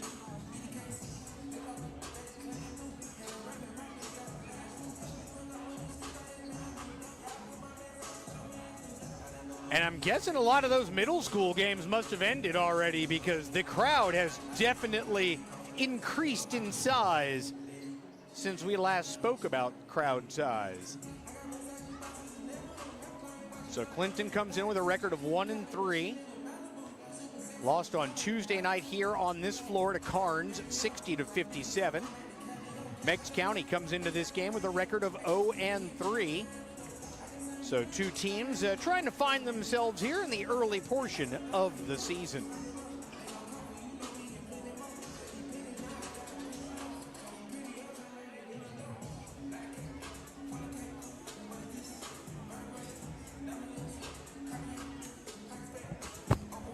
Looking at this Meigs County roster, they've got looks like 6 seniors dotting the roster, so certainly an experienced squad. Yeah, when you've got a team that's senior heavy, you can do a lot. you can do a lot. We have certainly seen that in recent history with this Clinton boys program. 8 seniors took them to Murfreesboro 2 seasons ago. Still in the process of trying to, you can't replace them, but certainly get back into the rhythm. Chris and I talked about this after the game the other night. You know, with a senior group, you're not teaching anymore. You're working on the finer points of things. With a group like this, with a mix of some returning veterans and some young players, it's an interesting balance that he's having to strike. And I know that, having known him now for 25 years, he is very excited by this challenge. Yeah, Chris Lockard loves to be a teacher of the game. That's why he hasn't moved on to the collegiate level, probably, because he likes, not that you don't have to teach at the collegiate level, but you get to do a whole lot more teaching down here. These are the basic building blocks of basketball. Obviously, you got your youth groups and whatnot, and your youth leagues and things like that, but certainly high school is where the foundation for everything else gets laid, and he certainly does a fantastic job of that. Jason Hammock about to introduce the starting lineups for these two teams. Meigs County Tigers and your Clinton Dragons. For starting lineups, first visiting Meigs County. Number 2, Jackson Hope. Number 3, Ethan Meadows. Number 5, Des Smith. Number 15, Brody Goins. And number 41, Easton Meadows. The Tigers are coached by Sammy Perkinson. So Meigs County's lineups introduced. Now Clinton's lineups set to be introduced.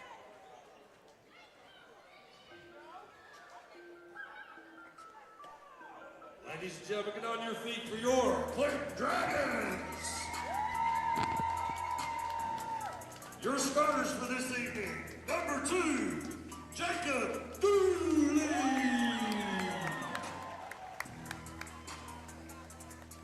Number 3, Bryson Maddox.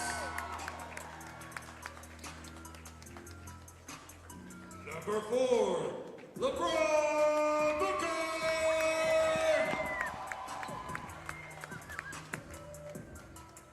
Number 1, Jeremiah Lee. And number 23, Carter Nelson.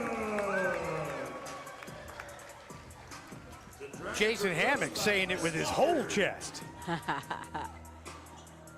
All right. Stage is set here.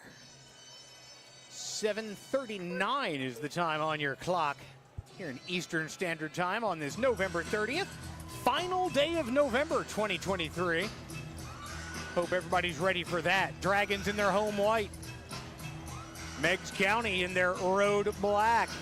It'll be Jacob Dooley to jump it up against number 3, Ethan Meadows.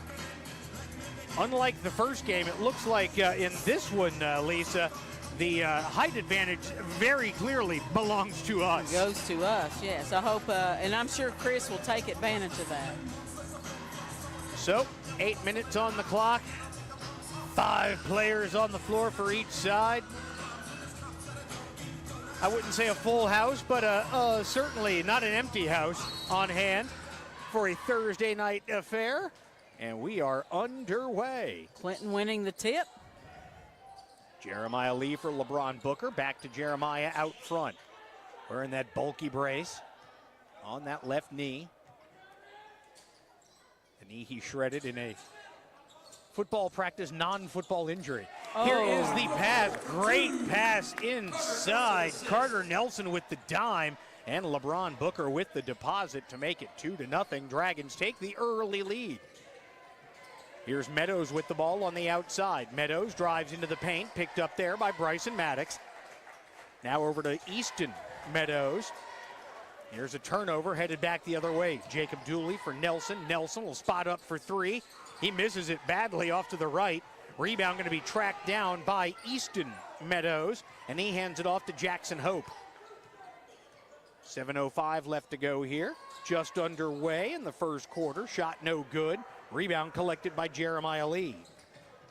I'm Jim Harris, joined by Lecia Watson. Brian Ford on the camera, doing awesome because he's the best. 6:51 left to go, and the clock will stop on the out-of-bounds turnover there. Whistled against the Dragons.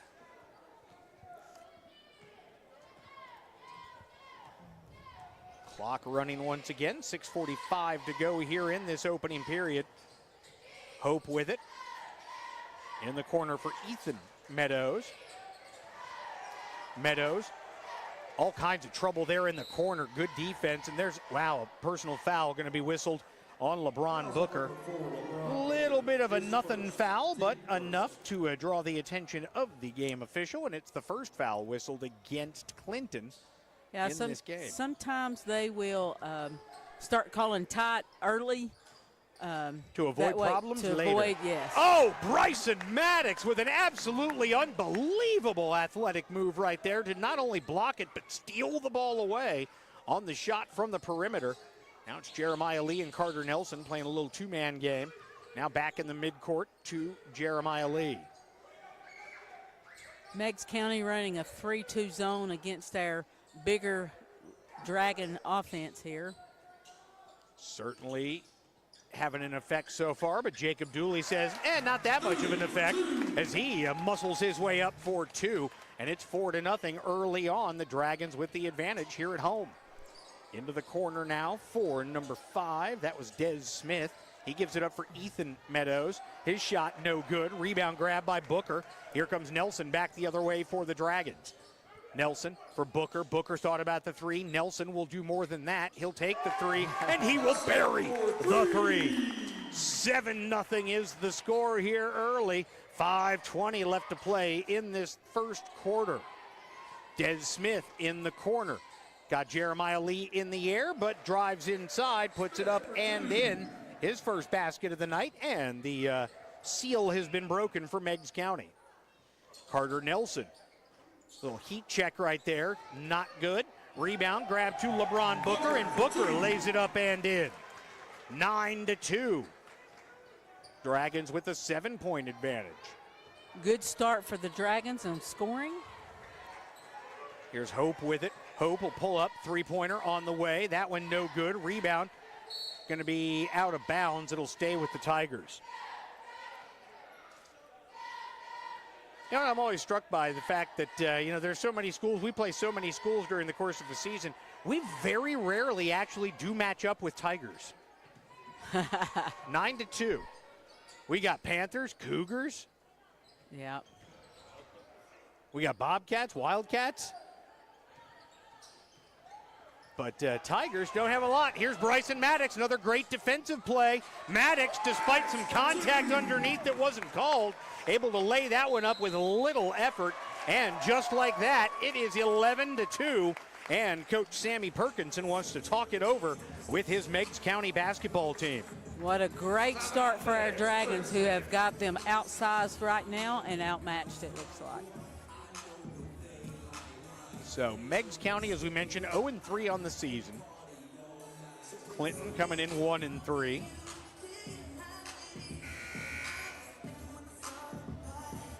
.419 left to play here, opening quarter.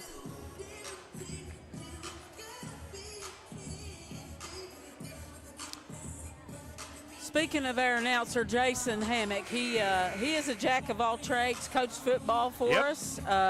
Now is running our music system as well as announcing the games, and he also runs his own business on the side, as well as, you know, C-Town. Yep.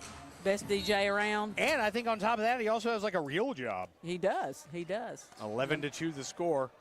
Wears many hats. I can't find the mask. So 4:09 left to go. Into the paint is number 41, Easton Meadows. He can't get it to go. Booker comes out of there with the rebound.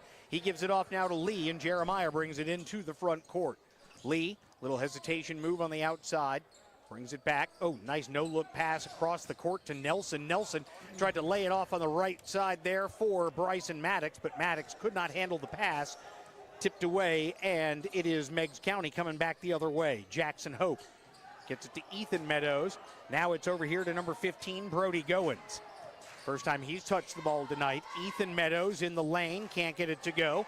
Rebound will be collected again by Booker. LeBron off to a good start rebounding. And that pass, a little bit too hot to handle from Nelson, looking underneath for Dooley. You could almost hear that one whiz by his hand. 3:23 left to play here. Opening quarter, 11-2. Dragons with the early advantage.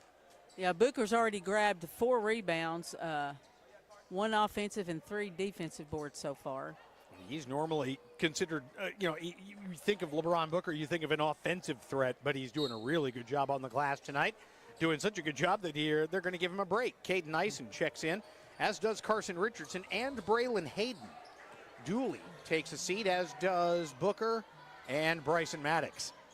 So here is Hope with it on the left side. Drives, puts it up, hoop in the harm. So Hope with his first 2 points of the night to make it 11-4. His first, team second. Hope to the line for bucket and 1. So looking to complete the and 1, the old-fashioned three-point play. Here's Carter Nelson. He'll get a breather. Bryson Maddox, his breather was quite short. He's back on the court. And Hope completes the three-point play to make it 11-5. Thought I hit that. Here is Braylon Hayden. Pass into the corner. Bryson Maddox for 3. No good. Rebound Hayden. Hayden's follow could not get down.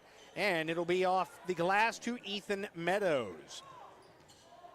Good job there by Hayden. Just a little bit too much on it. Bounces off the backboard.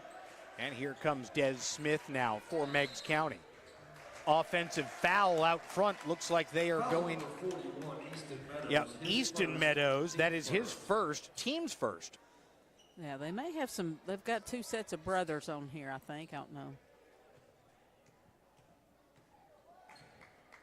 Ethan and Easton Meadows, both seniors. 11-5 our score. 2:25 left to go first quarter. Here's Caden Eisen from Maddox. Left side here for Jeremiah.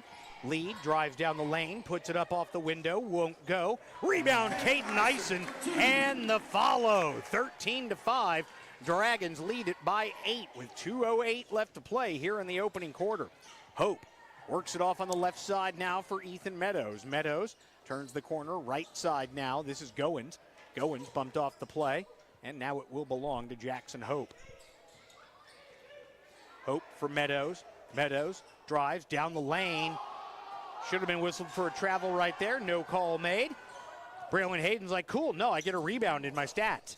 Here's Bryson Maddox into the corner. Carson Richardson fires for 3. That one no good. Rebound collected by Eisen. Eisen back outside. Richardson. Here's Lee driving baseline right side. Puts it up and will go to the line to shoot a pair. Second foul against Meigs County as a team here in this first quarter. That'll be the second on Easton Meadows. Easton Meadows, his second, team second. Jeremiah Lee to the line for 2. So Lee at the line to shoot a pair for the Dragons. This shot is on its way, and this shot is good. 14-5. Bryson Maddox checks out. Dooley checks back in for Clinton.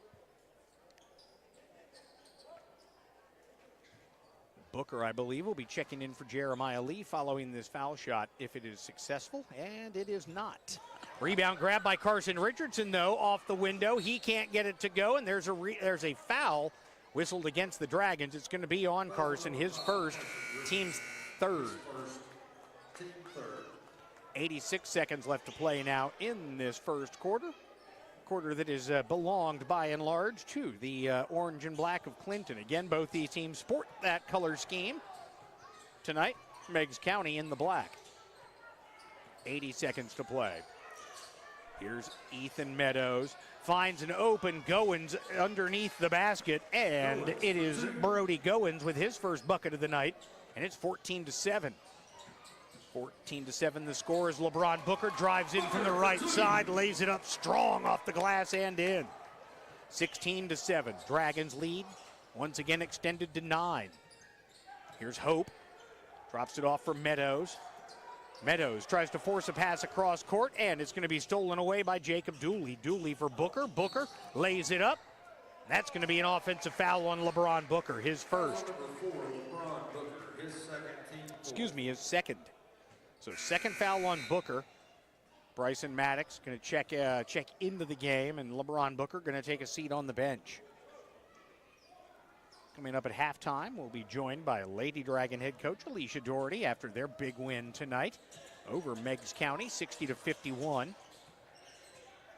These Dragon boys try to make it a three-way sweep as the Clinton JV team earlier tonight defeated Meigs County 62-47. There's a travel committed by T.Y. Kraskouskas. So Kraskouskas. That's a hard one to say. Especially more than once in a row. But Kraskouskas able to commit the turnover and give the ball back to Clinton. So for that, we salute him. 16-7 the score. Jim, you're going to see Coach do like Coach did in the girls' game, making a lot of subs this game because we do have Powell tomorrow night. So back-to-back games, saving legs. So here is Braylon Hayden. Looks like Clinton going to play for the final shot of the period.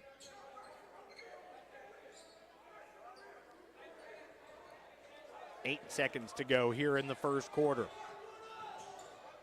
Into the corner for Richardson. Richardson down low. Maddox dumps it off for Ison.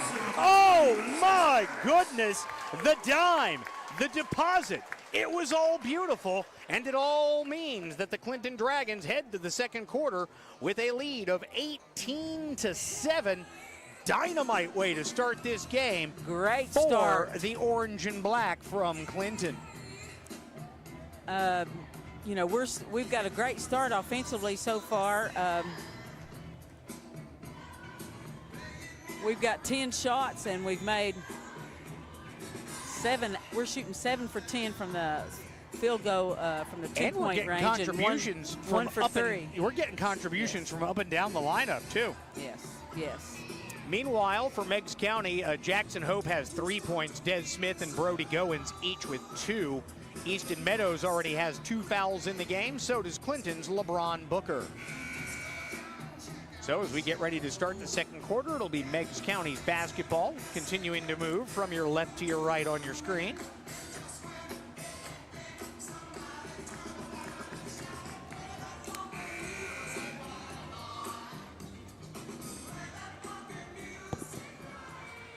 All right, so it'll be Goins to inbound to Jackson Hope. And we are underway here in the second quarter. Here's Kraskouskas. Gets it off over to Goins. Goins 3 on the way, no good. Rebound going to be tracked down by Jeremiah Lee. Lee on the right side now for Nelson. That's going to be a travel. Yeah, Nelson can't believe it, but Nelson's feet clearly moved as he got settled to make that pass. Yeah, sometimes kids don't believe that they make mistakes. 95% of the time, you get a look on their face like, what? I didn't foul. Here's Kraskuskas, which is fun to say. Here is Des Smith now. That's way easier to say. Smith with the ball out front. Picked up there by Hayden. Now over to T.Y. So I'm going to call Kraskuskas. Oh, there's a nice steal. Good defense by Braylon Hayden. And then Jeremiah Lee going to get whistled for a travel. I think even Coach Lockard agreed with that one. Student section does not care for it. But the student section, not necessarily students of the game. 7:16 left to go here. Here's a shot put up. Misses, no good. Rebound, Bryson Maddox bounces off his foot. He dives for it. Maddox with a tremendous job. Gets it to Dooley. Dooley splits two defenders, lays it up and in. 20-7. Dragons build a 13-point lead, their largest of the night. So 6:51 left to go here in the first half. Dragons in control early. T.Y. Kraskuskas gives it off down low. Here is Ethan Meadows. Meadows misses the shot. Des Smith can't get the follow. He takes it back outside. Now he tries to go cross court, and it's knocked out of bounds. Almost a terrific steal by Jacob Dooley. But right now, Coach Chris Lockard has to be very happy with the effort he's seeing from his guys. They're just flying around, especially on the defensive end.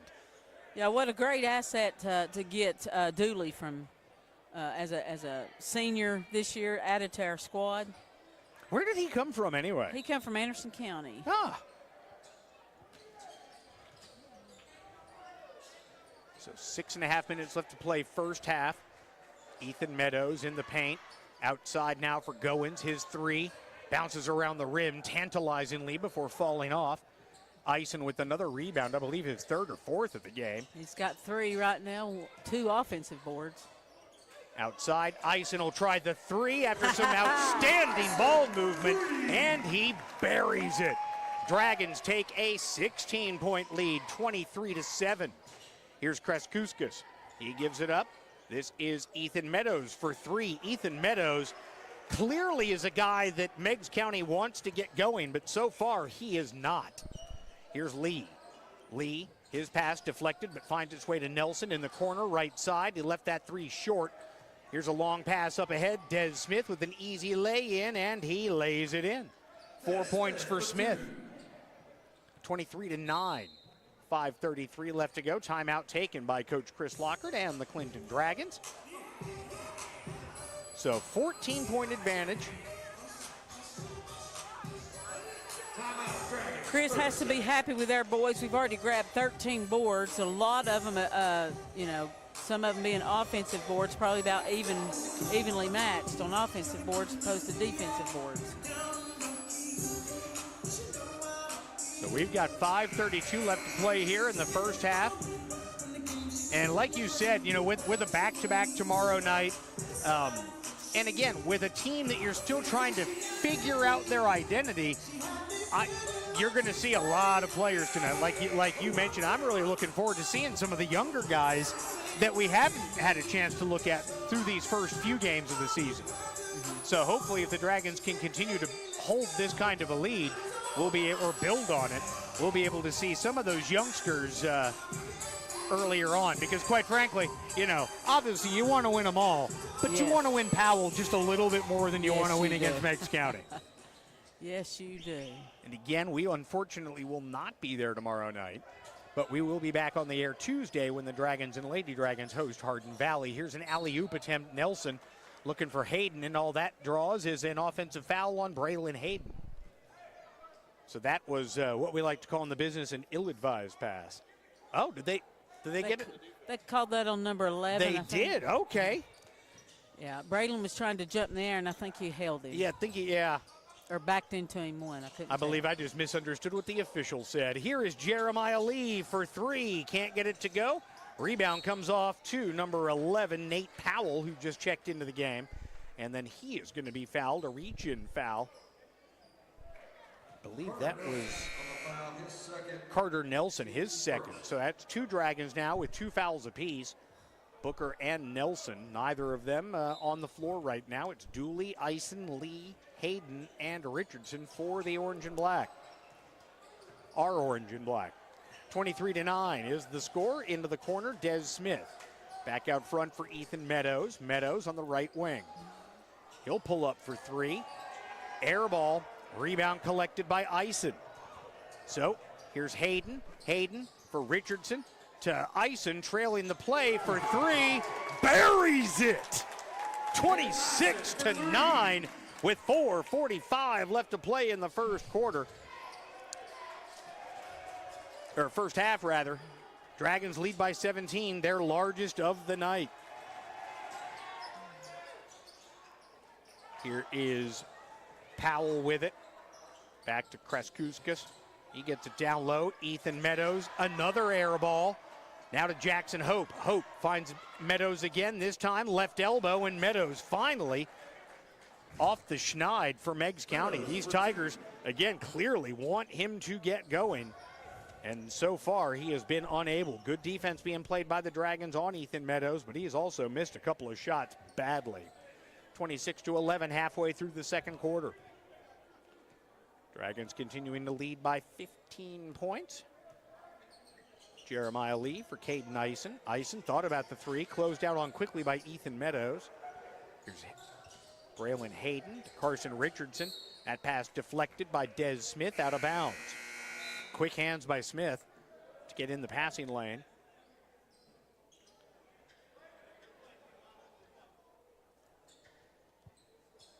So to inbound in front of the Meigs County bench is Bryson Maddox. Gets it into Eisen. Eisen now to Braylon Hayden. 26-11 is the score. Clinton with the lead and the basketball. Caden Eisen goes down low for Bryson Maddox. He kicks it outside for Hayden. Hayden drives in, lays it up. Oh, man, that did everything but go in. There is a tie ball. Jacob Dooley and Des Smith get tied up on the floor going for it. And it'll stay with Clinton on the possession arrow. 3:25 left to go. 26-11. Outside, Carson Richardson buries the three-pointer. 29-11, and it's the largest lead of the night for Clinton. Carson Richardson is your three-point shooter. So Richardson makes it 29-11. Hope, his pass into the corner, deflected away and stolen. Here's Richardson back the other way for the Dragons. He'll pull up from three. Miss it. Rebound, Dooley, blocked from behind. And then the loose ball finds its way into the hands of Jackson Hope. Here's Hope, nice pass, threading the needle down the lane, could not finish, and yeah, number 11, Nate Powell, all but hugged Caden Eisen out there going for the rebound, and so it'll be on Nate Powell. That's a foul on Meigs County. They're Fouls on Nate Powell, his first, team second here in the, apparently it's the,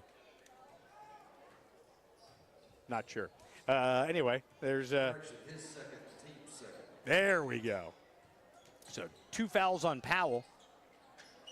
Here is a three from Caden Eisen. Man, oh man, he has found the shooting stroke tonight. I love it when post players can find their groove outside that arc, buddy. The Clinton High School has a very long tradition of big guys that can take it outside and shoot. Yes. Here is a pass. Oh, hey, Bryson Maddox got his money's worth on that foul. Jackson Hope, the aggrieved party. Foul number 3, Bryson Maddox. That'll be Maddox's His first, team second, with 2:09 left to play. So 32-11. All Dragons here in the first half.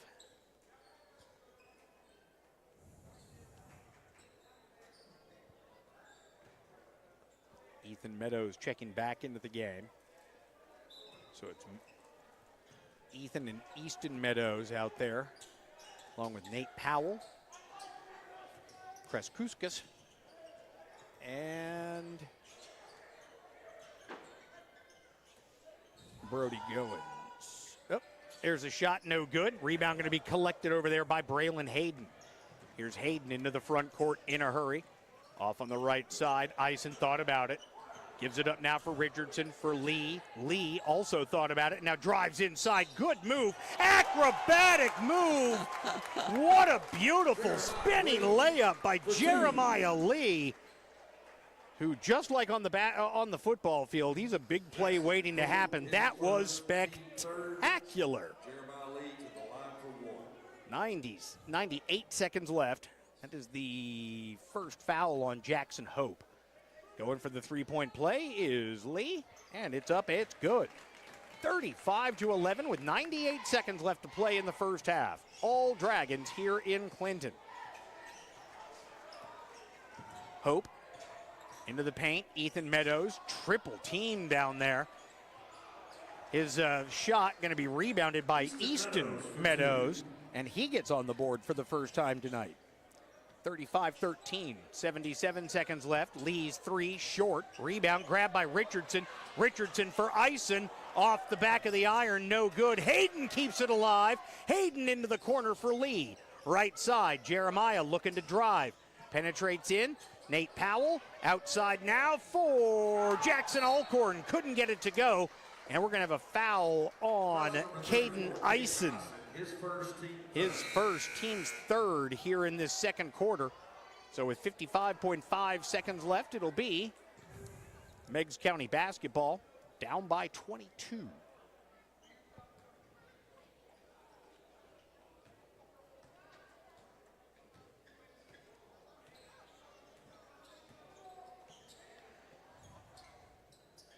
So here's Ethan Meadows. For Easton. Easton turnaround jumper won't go. And the rebound going to be grabbed by Braylon Hayden. Here's Hayden. Little hesitation move up top. Now for Lee. Lee for Alcorn. Into the corner. Richardson for three. That one's well off the mark. Rebound tapped out by Hayden to Lee. Lee for three. Can't get it to go. Rebound. Carson Richardson right there auditioning for the next school play, I think. As was Jackson Hope. But there is going to be a foul whistled on Clinton. I think they're going to get Bryson Maddox. Foul number 5, Carson Richardson. Carson Richardson, that's good. His second would have been Maddox's. Would that have been a second or third if it had been Bryson? His second, okay. So 2 fouls now on Carson Richardson. 35-13, 19.2 seconds left to go. Here comes Clinton into the front court, or Meigs County rather.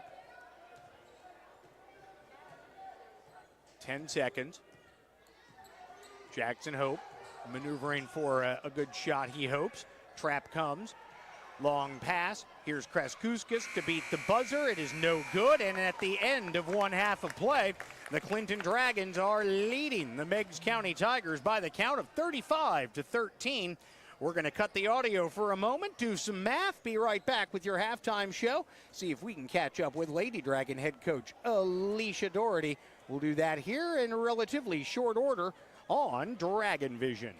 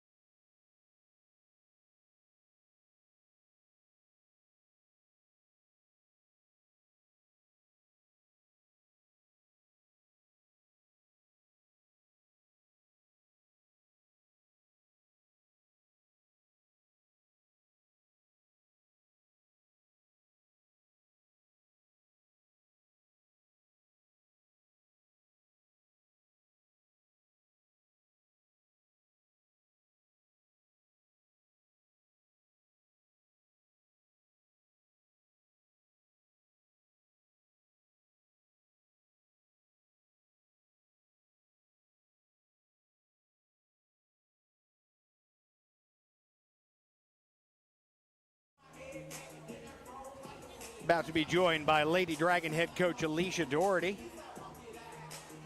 here at halftime of game number 2. The Clinton Dragons leading the Meigs County Tigers 35-13. Looking to complete the three-way sweep as the boys JV won. And my next guest's Young Charges, the Clinton Lady Dragons, picked up the win tonight 60-51 over a pretty good Meigs County team. And, Coach, first of all, congratulations on the win.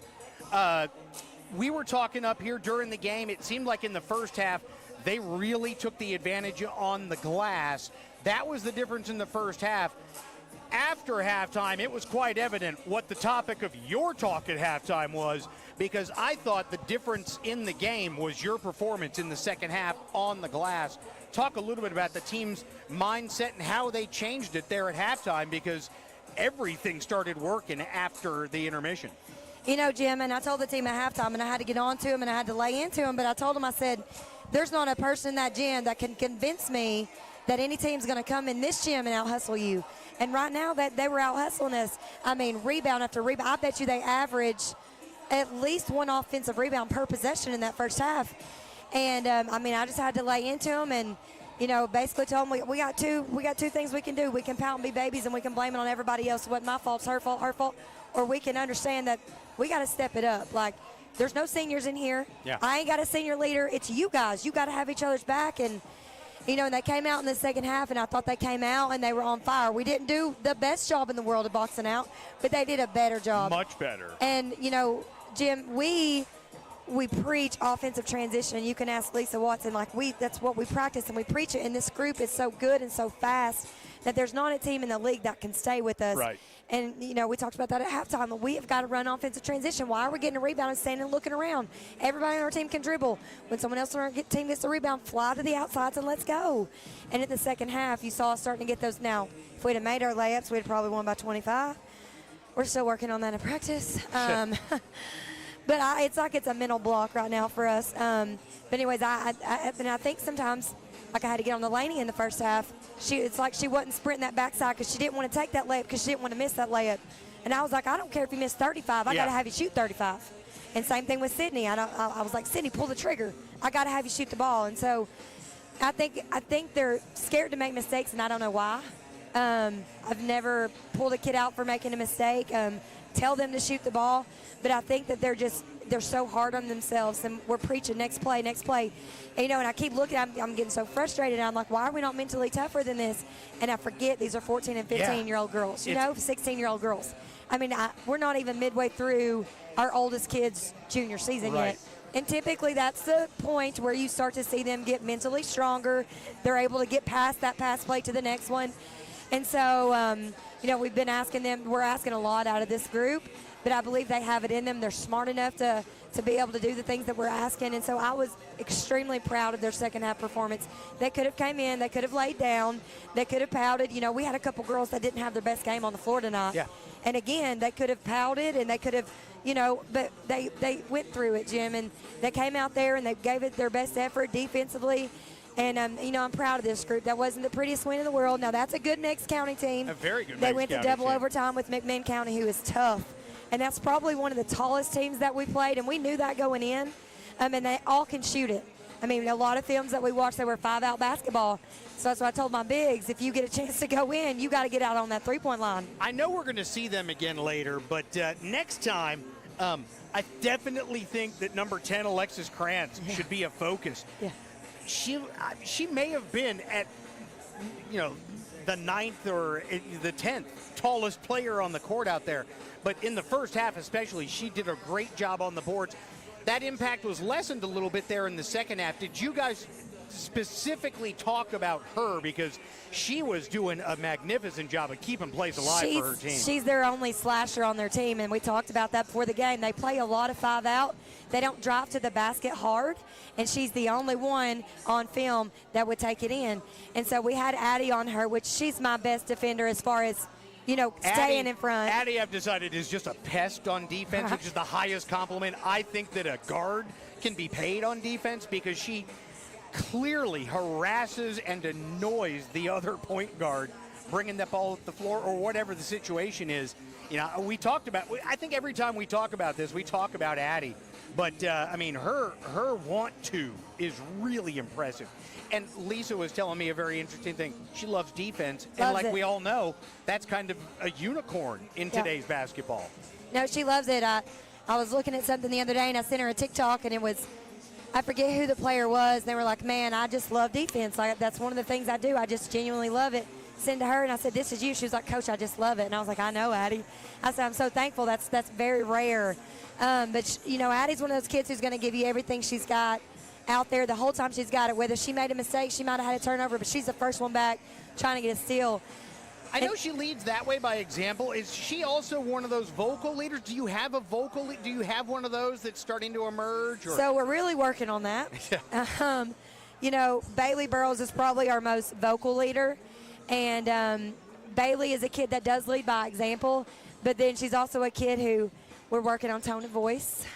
A lot of high school girls are intimidated by Bailey. And so Bailey is probably our more vocal leader. But, I mean, if you look at Lainey and you look at Josie and you look at Addie and you look at Allie, I mean, those kids are quiet. Yeah. But, man, those kids are leaders too. And so I've got to pull it out of them. We got to have something. I'll be your leader all day long, but I can't lead you out. I can't run with you on that court. So we're working on it. I call them that starting six. Man, that group's working really well together. Yeah.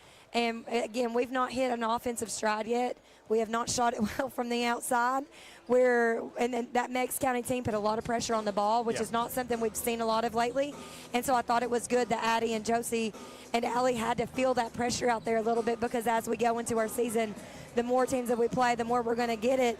We're just going to have to be tough with the basketball. And so I thought we did a better job of turnovers a little bit today than we did against Carnes. We took care of the ball and the press a lot better today than against Carnes.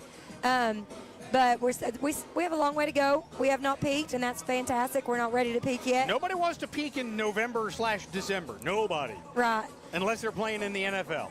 Right. And you know, you got a tough one tomorrow. You go to Powell. Powell's got that senior guard that's phenomenal, can shoot the lights out.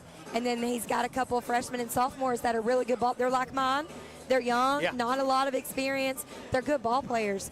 And then you're playing at Powell. So that's like a 10-point. Yeah. Go ahead, give them 10 points right there. But this group, I believe, will come out ready to go and ready to fight. We're going to have to sub a little quicker tomorrow. We'll try to key defensively on trying to get them to cough up the ball a little bit.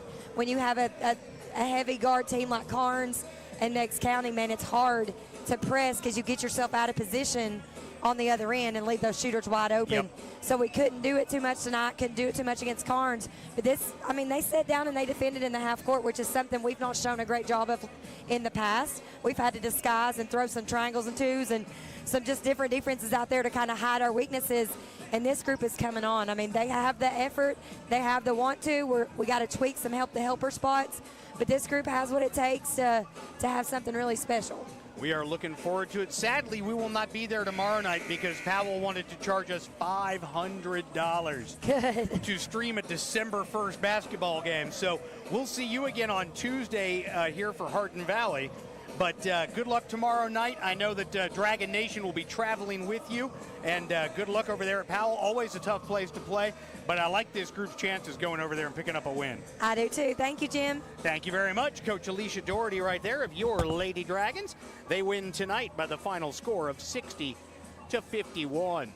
Getting ready to start the second half of play here. Meigs County trailing 35-13. They are being led in scoring tonight by Des Smith. He has 4 points. Jackson Hope with 3. Ethan Meadows, Brody Goins, and Easton Meadows with 2 points apiece. We'll get the Dragon scorers here in just a moment. Meanwhile, here's a quick steal defensively for Clinton. Booker gives it up for Nelson in the paint. Nelson for Dooley. No good, but there's LeBron Booker with the rebound and the putback.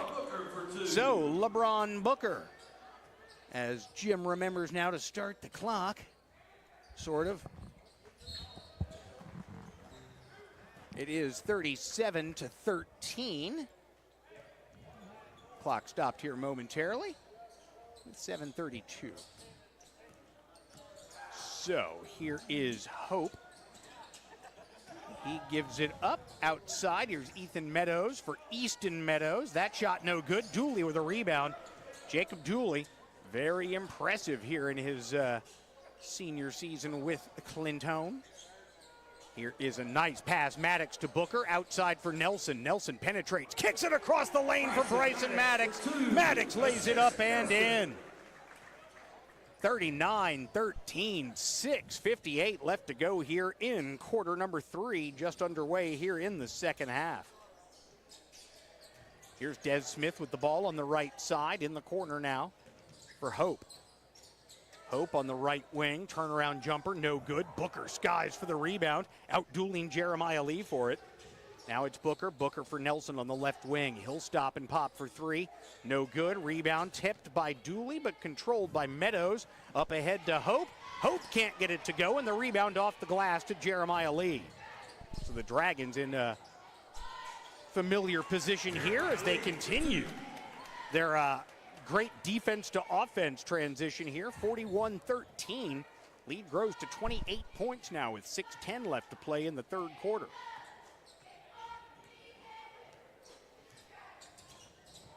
There's Bryson Maddox getting his hand in the passing lane, deflecting the ball out of bounds into the Meigs County crowd with 6:03 to play. Pass inbounded to Goins. Here's Hope. Hope for Goins on the right side. Here's Des Smith. Nelson gambled. Now it's outside. Easton Meadows for 3. No good. Rebound tipped around. Controlled by Goins, and Brody Goins puts it up and in. He's got 4 points now. Tying Des Smith for scoring leader tonight for the visiting Tigers. 41-15 the score. 5:30 left to play. Jeremiah Lee with the basketball. Gets a screen out front from Dooley. Now hands it off to Booker. Booker goes back cross court. Now it's Maddox. Maddox down low for Dooley. Dooley on that left block. Turnaround using the window. Wouldn't fall. Smith comes off with the rebound from Meigs. That's going to be a foul. I think it's going to be on Dooley. Yes, sir. Jacob Dooley. Jacob Dooley is first. That'll be his first, team's first here in this third quarter.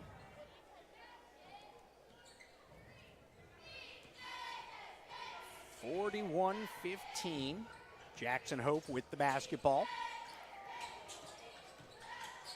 Ethan Meadows drives right side. He gets it to go. Ethan Meadows now with 4 points. 41-17. Meigs County cuts the lead to 24. Still all Dragons. Timeout taken by Coach Chris Lockard with 4 minutes and 53 seconds remaining. So 41-17, good start for Clinton here in the third quarter, Lisa. Just looking back at the first half, talk about some of the leaders we had on offense there for Clinton in the first 2 quarters. First 2 quarters, I guess the leading scorer is our big man, Caden Eisen. He's been dynamite from the outside. 13 points. He was 3 for 3. He was shooting perfect. He did not miss any shots tonight that he did not take so far.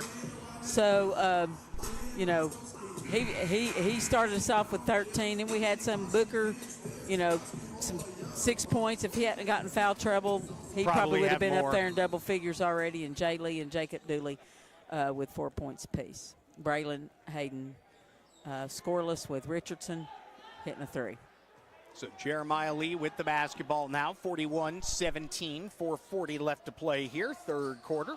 Lee, nice hesitation move, drives inside, lays it up and in. Jeremiah Lee with a tough basket through contact right there. Clinton leads by 26, 43-17.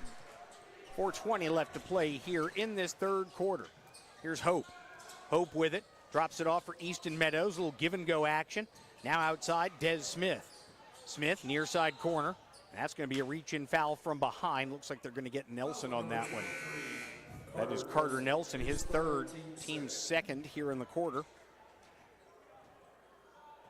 4:16 left to play. So all Clinton here so far tonight.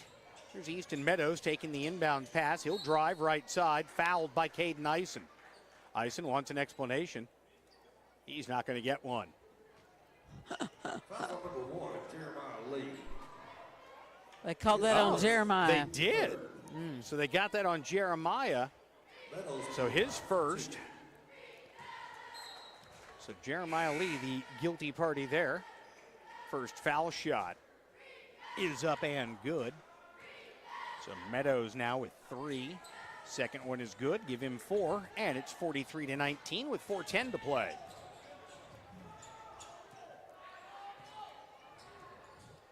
24-point lead for the Dragons.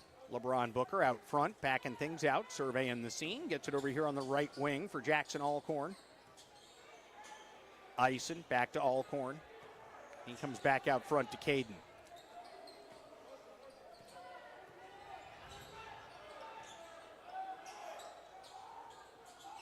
Ooh, Richardson comes off a nice screen out there. Couldn't hit the three, though. Rebound knocked out of bounds. Last touch, they say, by Clinton, with 3 minutes and 38 seconds left to play. So 43-19. Meigs County trying to whittle away at this lead.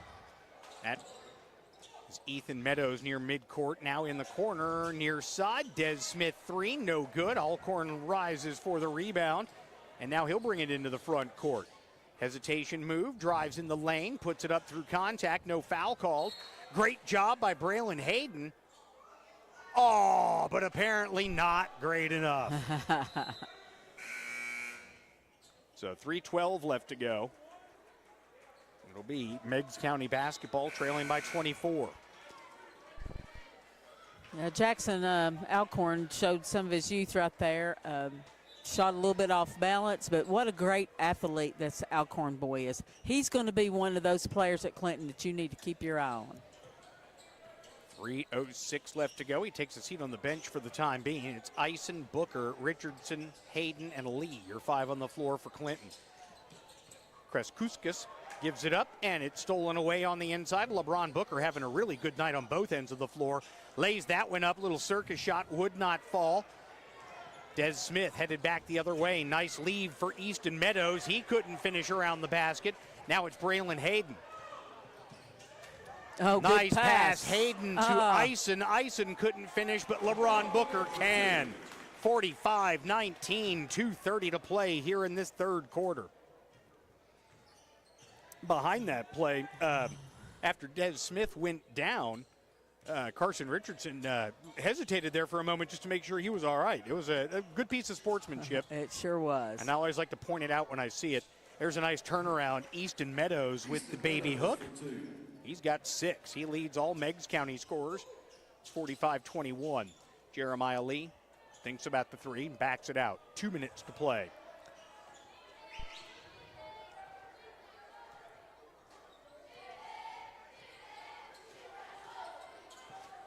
Clearly, Dragons working on something in the half court. That was a little clear out there for Lee. He drives down the right side, and he'll draw the foul. He'll head to the line for 2. That's going to be on Des Smith, his first, team's first here in the quarter. Cleanly played game. You know what I've noticed? If there is any effect on the new foul rules, it seems like there are fewer fouls called during the course of a game. Well, I think that was the purpose of the rule. Jeremiah Lee knocks down the first one to make it 46-21. But it definitely has cut down on the amount of fouls during the game. Obviously, you no longer had that little bit of strategy where if it's a 1-and-1. Right. But I don't think anybody's complaining about fewer free throws. Well, it does speed the game up just a little bit, and it was there for safety reasons. So I understand. Because we've seen some of those situations where you know you've got a foul and people go out there and they get their money's worth. Yes. And you're still going to have those there at the end of a game when you've got to foul, but it does do away with those. And it certainly does away with them very early in the contest as well. Clock stops with the ball out of bounds to Clinton. 47-21 is the score. Minute 30 left to play now in this third quarter. Carter Nelson taking his time, walking the ball into front court. He works over on the right side, pull-up jumper, rattles it home. Pretty shot right there from Nelson, 49-21. 70 seconds to go, third quarter. All Clinton here at home. Nate Powell gives it up for Kreskuskas. I've gotten pretty good at that. Here's Smith. That's going to be a foul whistled against Alcorn along the baseline. So foul whistled against the Dragons with 54.8 seconds left. It'll be their 4th of the quarter. No shots coming. And here come the Dragons youth movement. All right, we've got Isaiah Williams. We've got Cade Trowbridge. We've got Aiden Staudenmeyer. We've got Camden Nelson. And we've got a number 12.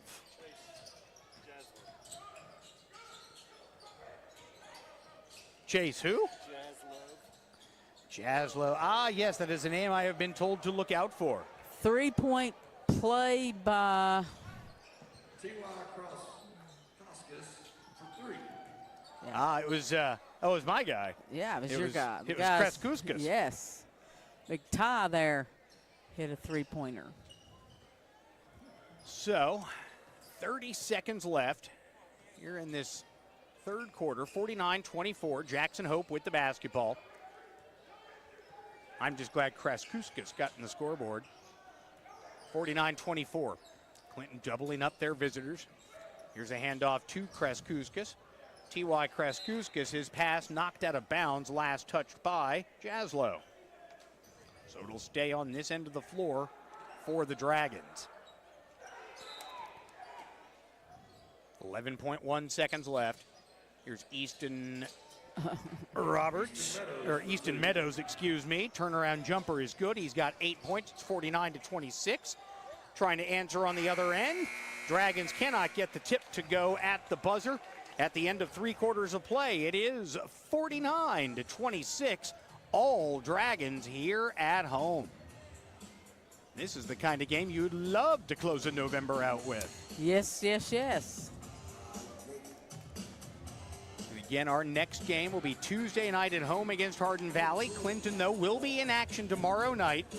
They will be traveling down to Knox County to take on the Powell Panthers, so another night of all orange and black competition.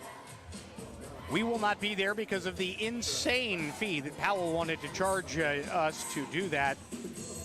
And we're certainly not going to ask you guys for any more donations anytime soon. I don't know how they're allowed to do that, Jim. Somebody tried to explain it to me, but I don't think I understood it. But it was something about it. They wrote it into their some sort of bylaw. I'm not sure exactly what know, kind. But I don't. Yeah. I don't. I'm no lawyer. What bylaws? Right. Schools by me. I guess, yeah. I don't. I didn't know schools had bylaws. Right. I'm not, like I said, it was explained to me kind of, and No other Knox County school has that. Nope. Not to the best of my knowledge. They might after this, but I don't know. Never heard of that, actually. Now, it is a little odd. Oh, there's a steal. Des Smith comes up with the loose basketball and lays it up and in. 49-28. Dragons have gone back to their starters. Good to get the youngsters a little playing time. It is, and Chris is working on some offensive stuff right here. Here's Booker. Drives on the right side, puts it up and in. A hoop in the harm. Booker with the deuce. 7:37 left to play. Put that on the wrong score. 51-28. His third, team first. 7:37 left to go. That is the third foul of the game on Nate Powell. Here's Kreskuskas. Gets it up to Meadows. Meadows to Smith. Back to Meadows. Tried to get it back to Meadows, but Carter Nelson right there with the steal. Not sure what that was. I think that was supposed to be an alley-oop. That was the longest alley-oop pass. Here's LeBron Booker. He puts it up and dunks it. First flush of the season on DragonVision as LeBron Booker rises and dunks it to make it 53-28. Booker is having a great offensive night tonight. Like I said, he's doing some great work on the defense as well and on the glass. Here's Dooley. Reach-in foul going to be whistled on Nate Powell. His fourth. That'll be his fourth. Team second already here in the fourth quarter. 53-28. Nelson will inbound it to Lee. Out there with Dooley, Maddox, and Booker. Here's Lee. Into the corner now. Oh, Nelson's entry pass to Bryson Maddox is picked off by Kreskuskas. He comes back up the other way. Into the corner, Des Smith got his defender in the air, puts up the three, no good. Rebound will be grabbed by Dooley, and here comes Jacob Dooley the other way. Up ahead now to Booker. Booker on the right side. Booker hands it off to Nelson. Nelson puts up the three, it's no good. Carter Nelson likes to shoot. Here is Kreskuskas. Kreskuskas gives it up for Powell in the corner now. Hope for three, can't get it to fall. LeBron Booker with another rebound. And now here's Booker into the front court. Nifty dribbling at midcourt. Now he'll run the show for the time being. 53-28. Here is Maddox going for the shot, and he's going to be fouled.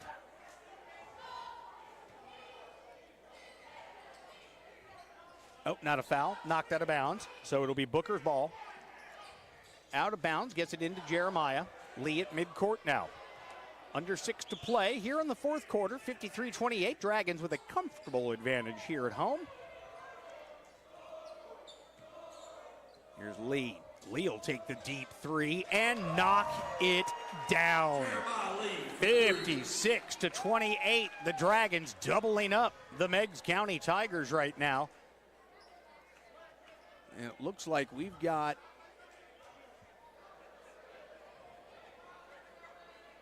I'm not sure what we got. Okay. 56-28. 5:36 left to play here. Quarter number 4. All Dragons here tonight in the Donnie Dome. Powell gives it up for Kreskuskas.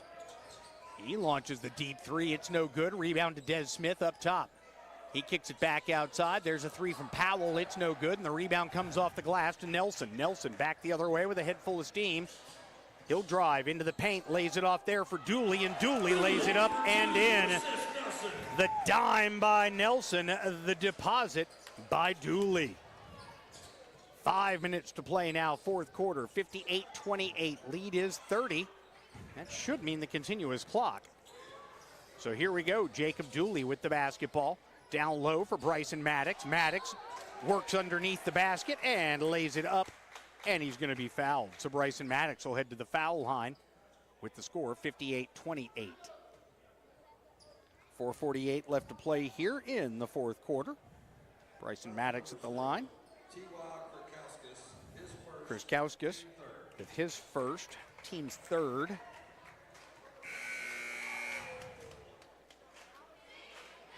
So substitutions coming in. Lee, Nelson, and Dooley sit down for the Dragons. Eisen, Alcorn, and Richardson check back in for Clinton.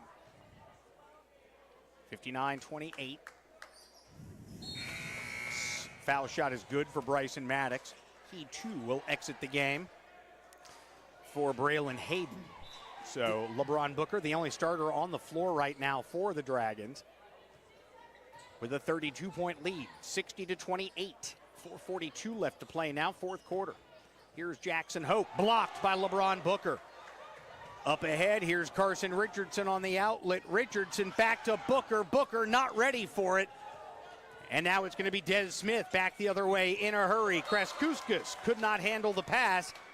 The gentleman standing over there by the door was able to handle the pass, and he keeps it from going into the lobby. 60-28, 4:25 left to go. So kudos to that gentleman, keeping the game ball in play. Just about halfway through this fourth quarter, it has been all Clinton here tonight. Got off to a good start and just kept rolling. Here's LeBron Booker for Jackson Alcorn outside. Three, no good. Rebound, Eisen. Eisen can't get it to go, but Booker there for the rebound. His putback, no good. He can't get it to go. Third chance opportunity, and LeBron Booker, that was a stat stuffer right there. I think he had 3 offensive rebounds and a basket on that possession. 62-28, 3:45 left to go. Now it's Des Smith. Smith. Corner, left side. Here's Hope. Hope for Kreskuskas. Three is on its way, no good. Rebound, knocked out of bounds. Last touch by Nate Powell and Meigs County. So 3:34 left to play here. And again, here comes the hockey line change with the youngsters assuming the floor for the Dragons. You can kind of tell who their parents are. Yes. A little bit of extra applause when the parents, and we've got substitute. Both these teams have emptied their benches, which when it's a 34-point advantage with under 4 minutes to play, that's what you want to see. Kate Trowbridge with it. Over to Camden Nelson inside. That is Staudenmeyer. He can't get it to go. And the rebound comes off to Meigs County. Here's Eli Hope, the younger of the Hope brothers. Inside, number 53, Eli Lamb can't get it to go. All the Dragons started running the other way, and the rebound was in between all of them. And then answering for Meigs County will be Adam Mason to make it 62-31. Apparently that was a three-pointer. Did not look like it from my vantage point, but that's what we got. 62-31, 2:41 left to go. With the ball, here's Camden Nelson. Nelson loses the handle, but Williams on the outside in the lane now, comes in, grabs it, can't get it to go. Second chance, and it's Isaiah Williams with his first bucket of the night. And I think I found his mom. No. Just a big fan. 64-31, 33-point advantage. Here is Kate Trowbridge. Trowbridge will lay it up. Oh, blocked from the left side. Nice job there by big number 53, Eli Lamb, to close on that play. Minute 59 left here in this one, 64-31. Referees discussing it right now, and it's going to stay Clinton basketball. So there was some discussion as to who that ball had gone out of bounds off of. So here we go. Nelson.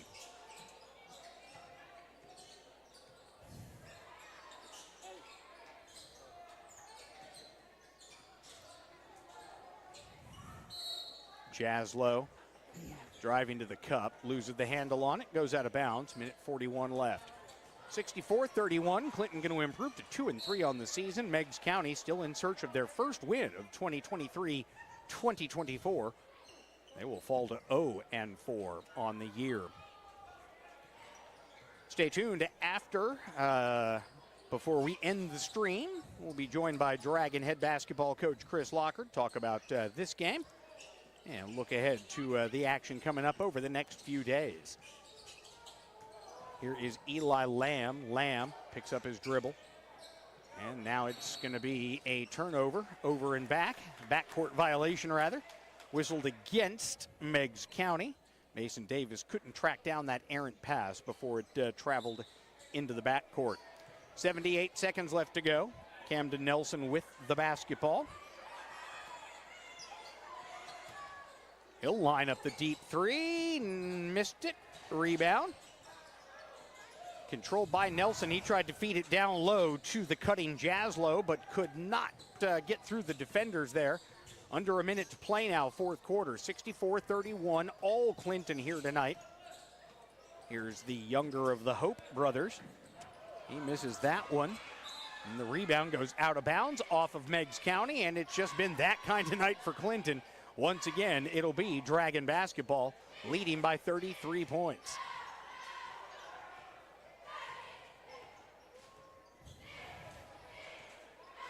So into the front court, Camden Nelson, possibly for the final time. Although these youngsters want to get their names on that score sheet, that is for sure. Here's Camden Nelson. He grabs the rebound inside. He resets out front. 20 seconds.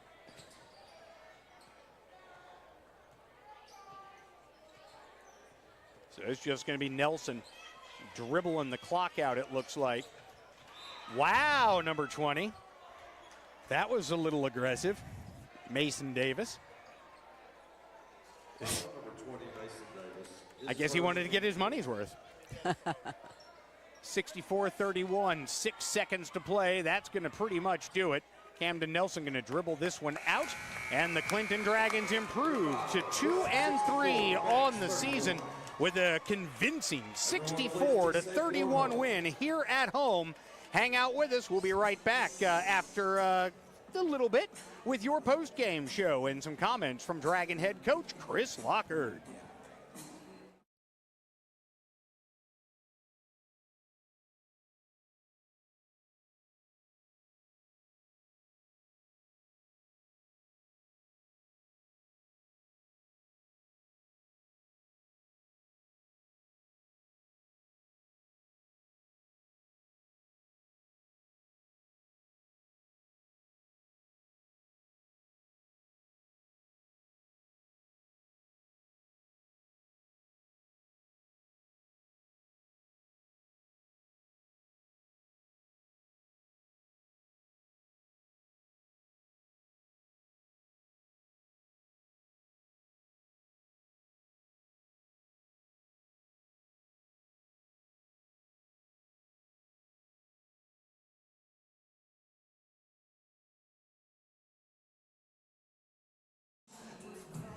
Welcome back, everybody. Pretty easy math there, at least on my side. It looked like you had a little bit more trouble with yours.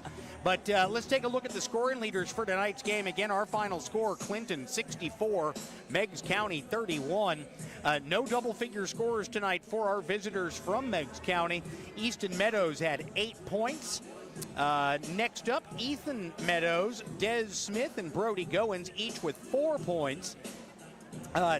T.Y. Kraskouskas and Jackson Hope each had 3.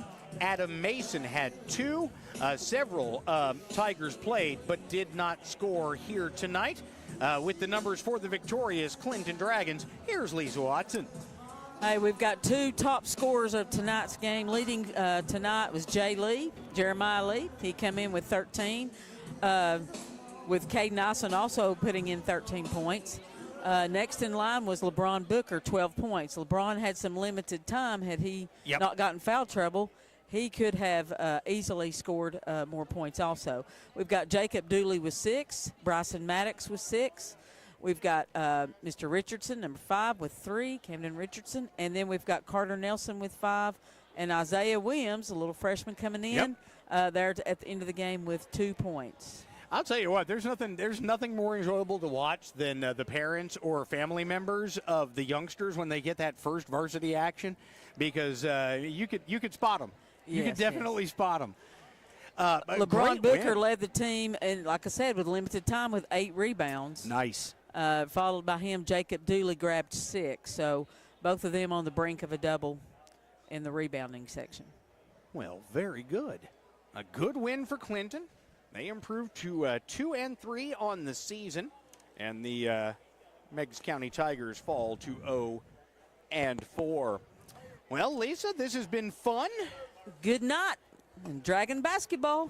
And I'm going to hang out up here for a little bit, wait for Coach Lockard to come by. We'll have a little chat right now. Going to cut the audio for just a skosh.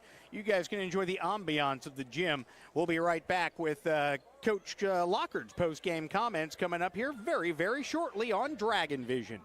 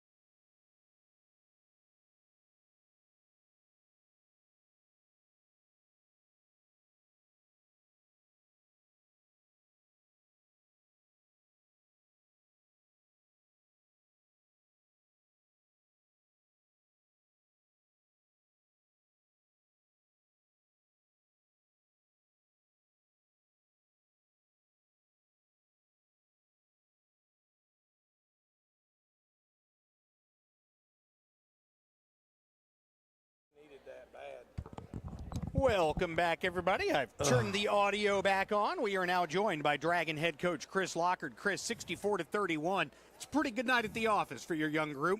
And speaking of the youngsters, got a lot of them in at the end of the game. I know that, obviously tomorrow with a back-to-back, got a huge win. You want to get those guys some varsity playing time. I know that's going to mean a lot to them. But big picture, what is your when you do put in the young players like that in a game like that, what's your overarching goal? Honestly, it's to break their nerves, and then so that they understand, even though the score is spread, I'm still looking for certain things. A lot of people would have felt like that shot from Little Nelson, Camden Nelson, was a little ill-advised, but what we teach, you're going to go under that pick, then you got to be able to make that shot. I turned to the coaches and I said, I'd have done the same thing. I'd have shot it too. But in reality, it was the exact right thing to do. And so I know what they're thinking. They want to get a couple of baskets. They want to score, and the other guys on the bench are wanting them to score. But my main goal is to make sure they're learning how I want things done. Regardless if you're up 30 or down 30, you've got to learn to execute, and I felt like they came in and did that very well. That's one reason I put them in there at the end of the third, so that they would get that first little jolt. It scared them when I said, all right, you five, go. I love the hockey line change, by the way. And, I just wanted them to feel what that rush was. Obviously they defensively were just fine, and then they had a couple of breakdowns and gave up a couple of threes. But exactly what they need to learn, the communication on that screen they had, and then they really fought hard down here on the offensive end. So, pretty decent minutes for them. Talking about the starters, I thought LeBron Booker had a really great game, and Lisa and I were talking about it up here. Probably would have had a much better game had he not gotten in that early foul trouble. But still, 13 points. We had him for at least 8 rebounds. He did a really good job, not only offensively, which we've come to expect, but defensively, I thought tonight and on the glass, he was much more aggressive. That was his best performance defensively and rebounding. LeBron can score. And I'm probably with a name like LeBron, you better be able to score. Yeah, he knows if I call him Orville, he's in trouble. Oh, wow. I'm so hard on him to make him a complete player. He missed a lot of action because of the knee injury, and so I've missed the opportunity to teach him for a year. He knows I need him on the floor, and so when I put him on the bench, it hurts what I'm trying to create. But at the same sense, like he picked up 2, I could have probably let him go in this game with 2, but I want him to understand what it feels like if we're playing Oak Ridge in a 2-point game. Exactly. Or we're in a district game or something. I've got to ride you for a minute, and then you can come back and you got to stay mentally ready. And I thought he answered that in the third quarter with a couple of reminders, and then he was ready to go. So all of the boys, I felt like Jeremiah Lee, you could see his sort of niche coming back. And he had a spectacular move down here in the paint. I mean, that like I've called him on the football field, he's a big play waiting to happen, and it's the same way with basketball too. It is, and right now I've got the reins on him pretty tight, so he's trying. He's trying to run the show. He's trying to do what I'm asking him, but still every now and then he has to show that spurt and let me take this one to the rim, and he did it in multiple times in the game, and he found people. And it seemed like he was picking the right spot to do it, because it's one thing to do it, and it's another thing to do it at the right time. Exactly, and it very Rashawn Brightish, how we were able to teach Rashawn that. And, last year for Jeremiah, he had to do that consecutive times at the wrong time just so we'd have a legitimate shot on goal. So I was really pleased with him. Carter, man, he sees the floor. He really shoots the ball well. And he's not afraid to do it. No, and he knows I don't want him to be afraid. Tonight I wanted to establish the post play, and I thought early again we did a good job finding Dooley and finding Bryson. And then, from there, Caden and Braylon did a good job. Caden did a fantastic job. I mean, I think you and I talked about this last week with Caden, but he kind of continues that long line of guys that are big, that can step outside and shoot. A.J. Freeman is the one that comes to mind right off the top of my head. I know there have been others. But he had a really good game tonight, was, again, solid on the inside. Have you been talking to him about maybe being a little bit more aggressive scoring inside? It seems like he's very comfortable shooting from the outside.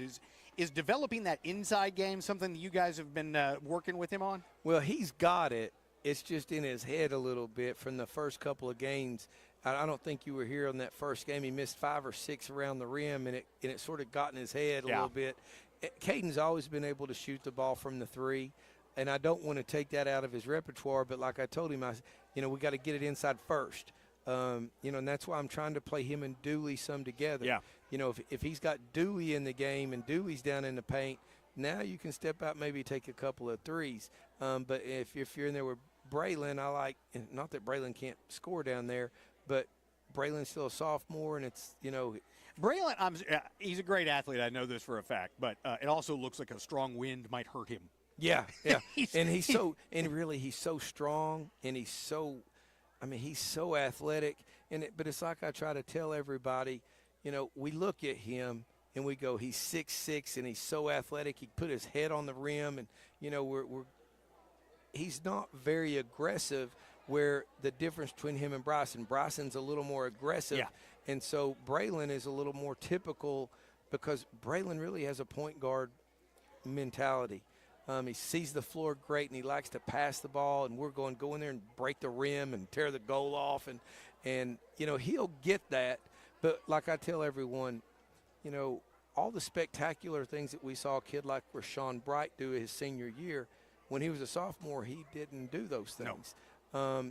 All those spectacular things we saw Mikhail Vibert do. Yeah. He didn't quite do all those as a sophomore. No. So we got to give him time to continue to develop. I'm playing him in multiple positions and trying not to bounce him around too much, but I think it's going to click for him as well. And then when he does, we'll probably have to buy a new backboard or two, which I'm okay with, so we'll be okay there. Obviously, you guys have Powell tomorrow night. Now, we won't be there. The DragonVision won't be there tomorrow night because Powell wanted to charge $500 to stream it. Are you kidding? That's what I was told. So, we won't be there. We'll be back on Tuesday. But talk about going into Powell. Obviously, always a tough place to play. Not a region game or a district game anymore, but still a great rivalry. What are you wanting to see out of your team tomorrow night? Revenge. I'll just be honest. We shouldn't have lost that ball game here. I was pretty tough on the boys. We didn't finish around the basket. We let up. We quit doing what we were supposed to be doing. We sort of reverted back to some old habits, and we let it slide out of our fingers. And so I want our boys to respond and build from what they did tonight and go over there and beat a really good PAL team. Well, very good. Well, good luck tomorrow night. We will see you on Tuesday, my friend. Congratulations on a fantastic win here tonight over Meigs County, 64-31. That is Dragon head coach Chris Lockard here on DragonVision. Thank you, Chris. And again, I want to thank everybody involved with DragonVision. Again, Matt Hagan under the weather tonight, not here on site.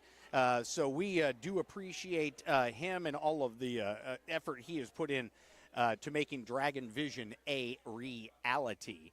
So, again, for Lecia Watson, for Brian Ford, who came in, he literally came in like second quarter of the girls' game and offered to help run the camera for us. So thank you very much, Brian. Much appreciated. Hope everybody out there enjoyed the broadcast. Again, we will next be with you on Tuesday night, live from here, as the Dragons and Lady Dragons entertain Hardin Valley. Until then, for everyone here at DragonVision, this is Jim Harris saying good night and go Dragons.